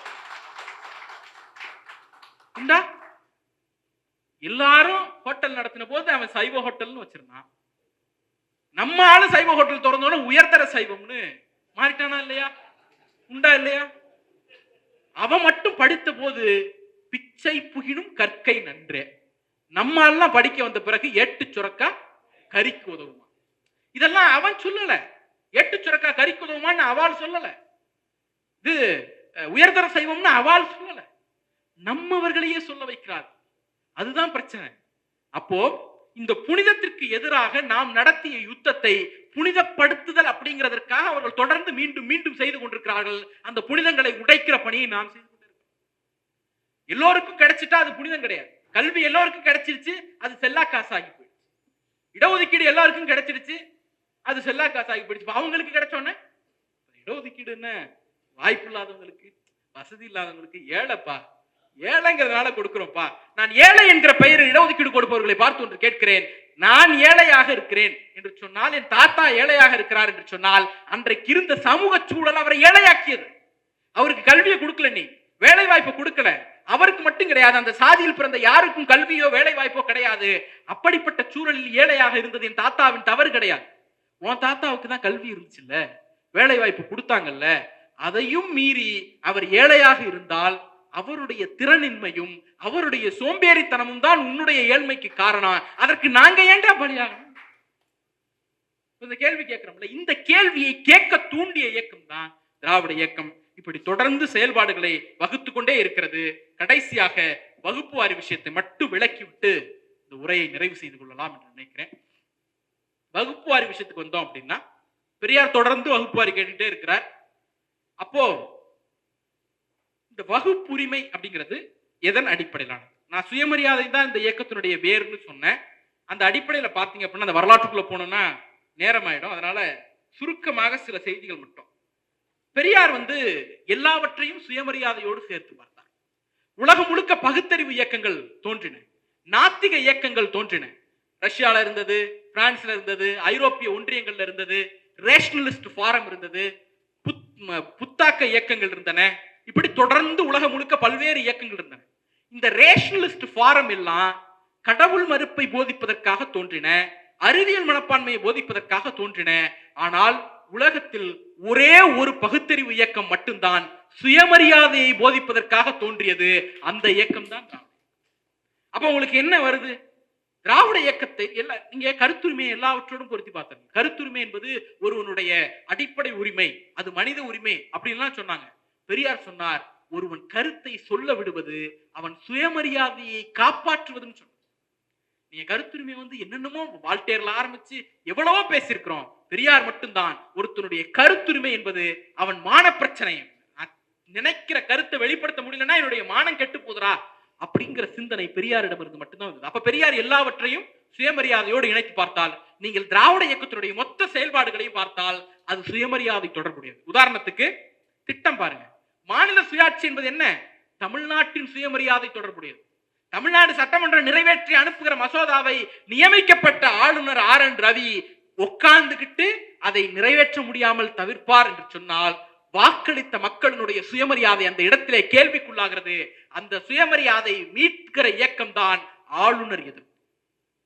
தமிழ்நாடு என்கிற ஒரு மாநிலம் தனக்கான அரசை தேர்ந்தெடுத்திருக்கிறது. அந்த அரசு ஒரு திட்டத்தை கொண்டு வருகிறது என்று சொன்னால், அந்த திட்டத்தை நடைமுறைப்படுத்துவதற்கு உன்கிட்ட ஏன் நான் பர்மிஷன் வாங்கணுங்கிற கேள்வி இருக்குல்ல, அது தமிழ்நாட்டின் சுயமரியாதை தொடர்புடையது. மாநில சுயாட்சி என்பது சுயமரியாதை தொடர்புடையது. நீட்டை எதிர்க்கிறோம், கல்விக்காக எதிர்க்கிறோம், நம்முடைய பிள்ளைகளுக்காக எதிர்க்கிறோம், அதெல்லாம் சரி. தமிழ்நாடு அரசு மருத்துவக் கல்லூரி என் மாநில மக்களுடைய வரிப்பணத்தால் நான் கட்டி நான் நிர்வகிக்கிற கல்லூரி. இந்த கல்லூரியில் எதன் அடிப்படையில் அட்மிஷன் கொடுக்கணுங்கிறத நான் தான் தீர்மானிப்பேன் அப்படிங்கிறது தமிழ்நாட்டு சுகாதார கட்டமைப்பின் சுயமரியாதை மீதான தாக்குதலுக்கு எதிரான நடவடிக்கை தான் நீட்டு எதிர்ப்பு. அப்படியே வாங்க, இடஒதுக்கீடு என்பது என்ன? பிற்படுத்தப்பட்ட பட்டியலின பழங்குடியின மக்களுக்கான இடங்களை கேட்பது மட்டுமல்ல, அவர்களுக்கான வாழ்வுரிமையை கேட்பதும் அவர்களுக்கான சுயமரியாதையை கேட்பதும் தான். மகளிருக்கான சொத்துரிமை கொடுத்தது என்ன? காசு கொடுத்தோம், பணம் கொடுத்தோங்கிறதுனால அதை புரட்சின்னு சொல்றோமா? மகளிருக்கு சொத்துரிமை கொடுத்ததை மகளிருக்கு சொத்தில் உரிமை உண்டு என்கிற சிந்தனைக்காக தான் அது புரட்சி. சொத்தை பங்கிட்டு கொடுப்பது. அப்ப சொத்து இல்லாத மகளிர், குடும்பத்துல சொத்தே இல்ல, அது புரட்சி இல்லையா? அந்த கிடையாது. மகளிருக்கும் சொத்திலே பங்கு உண்டு என்கிற சிந்தனை இருக்குல்ல, அந்த சிந்தனை. சரிபாதின்னு சிவன் சொன்னாரும்பாங்க, சரிபாதின்னு சிவன்லாம் சொன்ன, கலைஞர் தான் சொன்னார், பெரியார் தான் சொன்னார் சரிபாதி அப்படின்னுட்டு. அப்போ அப்படியே வாங்க, ரேஷன் அட்டை கொடுத்தது சார். ரேஷன் அட்டை கொடுத்ததற்கு இணையான ஒரு சுயமரியாதை செயல்பாடு இந்த நூற்றாண்டில் நடைபெறவே. பண்ணை அடிமை ஒரு படி அரிசி கூட கேட்டதற்காக கொளுத்தப்பட்டவர்களை நாம் அறிவோம்.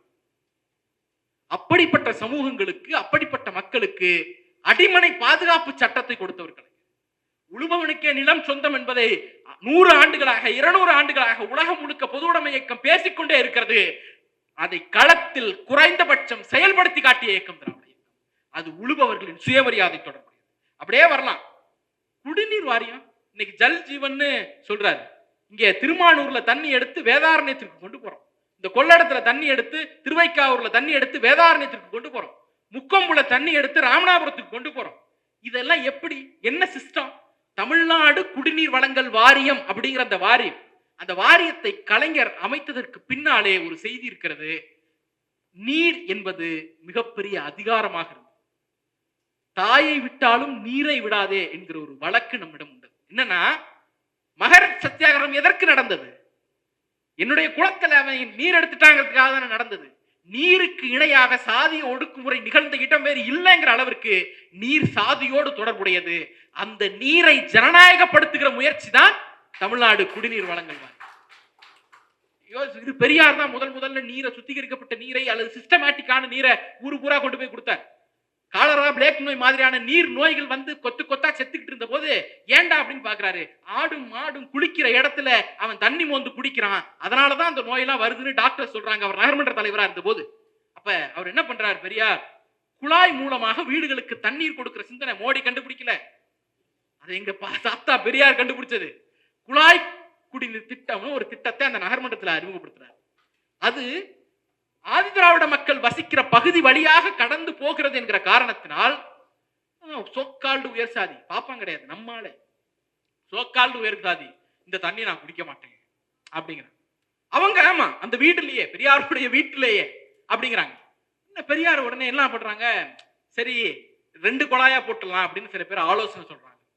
பெரியார் அந்த நகர்மன்றத்தில் சொல்லுகிறார், நோய் வந்து செத்தாலும் சாவேன், ஆதிதிராவிடர் பகுதி மக்களிடம் தாண்டி அந்த பகுதியை தாண்டி வரக்கூடிய குடிநீரை குடிக்க மாட்டேன்னு சொல்லி ஒருத்த நோய் வந்து செத்தா அவன் நோய் வந்து சாகட்டும், தண்ணி குடுக்காத. அப்ப ஒரு தனி மனிதனுடைய நோயை தீர்ப்பதை விட சமூகத்தின் நோயை தீர்ப்பது முக்கியம் என்று பெரியார் கருதினார். அதனால அந்த நீரை வீட்டுக்கு கொண்டு போய் கொடுத்தார். இது திராவிட இயக்கத்தினுடைய செயல்பாடு. அப்ப நீர் என்பது மிகப்பெரிய அதிகாரம். அதை சமத்துவப்படுத்தி ஜனநாயகப்படுத்தி குடிநீர் வடிகால் வாரியத்தை உருவாக்கினார். குடிசை மாற்று வாரியம் அடுத்த வேளை இங்க படுத்து கிடக்க இடமில்லைன்னு இருந்த மக்களுடைய சுயமரியாதையும் தன்மானத்தையும் காப்பாற்றுவதற்காக உருவாக்கப்பட்டதுதான் குடிசை மாற்று வாரியம். கலைஞர் தொலைக்காட்சி, வண்ண தொலைக்காட்சி பெட்டின்னு கிண்டல் பண்றமே, அடுத்தவன் வீட்டுல போய் ஜன்னல் வழியா எட்டி டிவி பார்த்த குழந்தைகள்கிட்ட போய் கேட்டு பாருங்க சார், வண்ண தொலைக்காட்சி பெட்டி எவ்வளவு பெரிய சுயமரியாதை செயல்பாடுன்னு தெரியும். இதெல்லாம் விட அறங்காவல் குழுல ஒரு புரட்சி செய்தார் கலைஞர். அறங்காவல் குழுனா கோயில்ல நிர்வாகம் பண்றதுக்கு போடக்கூடிய அந்த குழு. அந்த குழு பெரும் பகுதி பார்ப்பனர்களாலும் அல்லது முன்னேறிய சாதியினராலும் நிறைந்திருந்தது. 2006-11 அந்த ஆட்சியில ஒரு ஜீவோ போடுறார். அறங்காவல் குழு என்று ஒன்று போட்டீர்களே ஆனால் ஒரு ஆதி திராவிடரையும் ஒரு மகளிரையும், எந்த மகளிரை மாதத்துக்கு 4 நாள் 5 நாள் நீ கோயில் பக்கமே வரக்கூடாதுன்னு தீட்டு சொல்லி ஒதுக்கி வைக்கப்பட்ட மகளிரை நீங்கள் அறங்காவல் குழுவின் தலைவராக உறுப்பினராக போட வேண்டும் என்று சொன்னார். அன்னை மீனாட்சி வசிக்கிற அந்த மதுரை கோயிலுக்கு அறங்காவல் குழுவின் தலைவராக ஒரு பெண் நியமிக்கப்பட்டிருக்கிறார் சொன்னா 2006-11 தலைவர் கலைஞர் போட்ட விதை இன்றைக்கு அது விருட்சமாகிறது. மகளிருக்கான ஆதரவாளருக்கான சுயம், அது என்ன அறங்காவல் குழுல போடுறது என்ன பெரிய விஷயமா? அது விஷயம் அல்ல. அதனால என்ன வாழ்க்கை மாறிட போதா? இல்ல. அறங்காவல் குழு என்பது ஒரு சமூக அந்தஸ்தாக மக்களால் பார்க்கப்படுது, நாம பார்க்கல. சமூக அந்தஸ்தால் பார்க்கப்படுகிற போது அதில் எங்களுக்கு நுழைய இடம் இல்லாம இருக்கக்கூடாது, எங்களுக்கு இடம் வேணுங்கிறது தான். அப்ப பெரியாரிய நீதி என்பது மறுப்பதை கொடு என்பதுதான். தாலி வேண்டாம்னு பெரியார் சொன்னார். பொட்டு கட்டக்கூடிய சமூகத்தை சேர்ந்த ஒரு பெண்ணுக்கு தாலி அணிந்து கொள் என்றும் பெரியார் தான் சொன்னார். பூ வச்சுக்காதன்னு பெரியார் சொன்னார். திடல்லத்தான் விதவைகளுக்கு பூ வைக்கிற சடங்கும் நடந்தது. இப்படி மறுக்கப்பட்டவனுக்கு கொடு மறுக்கப்பட்டவனுக்கு, ஒடுக்கப்பட்டவனுக்கு, மறுக்கப்பட்ட எல்லாவற்றையும் கொடு என்பதுதான் நீதி. அந்த நீதிக்கு பெயர் தான் திராவிட நீதி. அதனுடைய தொடர்ச்சி தான் இன்னைக்கு தெலுங்கானால கொடுக்கறாங்க, மத்த மாநிலங்கள்ல கொடுக்க போறாங்க, மகாலட்சுமிங்கிற பேர்ல கொடுக்க போறாங்க. இந்த உதவித்தொகை யார் வேண்டுமானாலும் கொடுத்து விடலாம். அந்த உதவித்தொகையை உரிமை தொகை என்கிற பெயரில் கொடுப்பதற்கு ஒரு சுயமரியாதை உணர்வு தேவைப்படுகிறது. திராவிட இயக்கத்தினுடைய ஒட்டுமொத்த செயல்பாடும் 1925 மே 2 குடியரசினுடைய தொடக்க நாளில் சுயமரியாதை இயக்கத்தினுடைய தொடக்க நாளாக நாம் எல்லாம் கொண்டாடி கொண்டிருக்கிறோம். நான் இதழியல் பத்தி சொல்லாம விட்டுட்டேன். ஒரே ஒரு செய்தி மட்டும். இதழ் எப்பொழுதுமே படித்தவனுக்காக நடத்தப்பட்டது உண்டு. ஆனால் படிக்காதவனுக்காக இதழ் நடத்திய இயக்கம் திராவிட இயக்கம். திராவிட இயக்கத்தினுடைய இதழ்கள் படிக்கப்பட்டதை விட யாரோ ஒருவன் படித்து அந்த ஊர் மக்கள் கேட்டது அதிகம். ஒரு இதழினுடைய வரலாறே இயக்கத்தின் வரலாறாக போனதும் நம்முடைய வரலாறு தான். அந்த வரலாறு குடியரசுக்கு சொந்தம். திராவிட இயக்கத்தின் அடிநாதம் சுயமரியாதை. அந்த சுயமரியாதை சீண்டப்படும் பொழுது மீண்டெழுவதற்கும் எதிர்த்து போராடுவதற்குமான களத்திற்கு நாம் தயாராகும். சுயமரியாதையை மீட்டெடுப்பதற்கான போராட்டம் ஒரு நாளில் முடியலாம், ஓராண்டில் முடியலாம், 100 ஆண்டுகள் கூட ஆகலாம். இந்த ப்ராசஸுக்கு நாம் நம்மை ஒப்பு கொடுப்போம். திராவிட இயக்கம் வெல்லும் என்று சொல்லி வாய்ப்புக்கு நன்றி கூறுகிறேன். இடதும் இல்லை வலதும் இல்லை மையம் என்று குழப்பும் திரிபுவாதிகளின் உருட்டல்களுக்கு எதிராக சரியான திசை காட்டும் சிறந்த புத்தகம் நீங்கள் எந்த பக்கம். ஆசிரியர் தோழர் சுப வீரபாண்டியன். விலை ரூபாய் 70 மட்டும். புத்தகம் வாங்க திரையில் தெரியும் தொலைபேசி எண்களுக்கு தொடர்பு கொள்ளுங்கள். மேலும் கருஞ்சட்டை பதிப்பகத்தின் இணையதளத்துக்கு வாருங்கள்.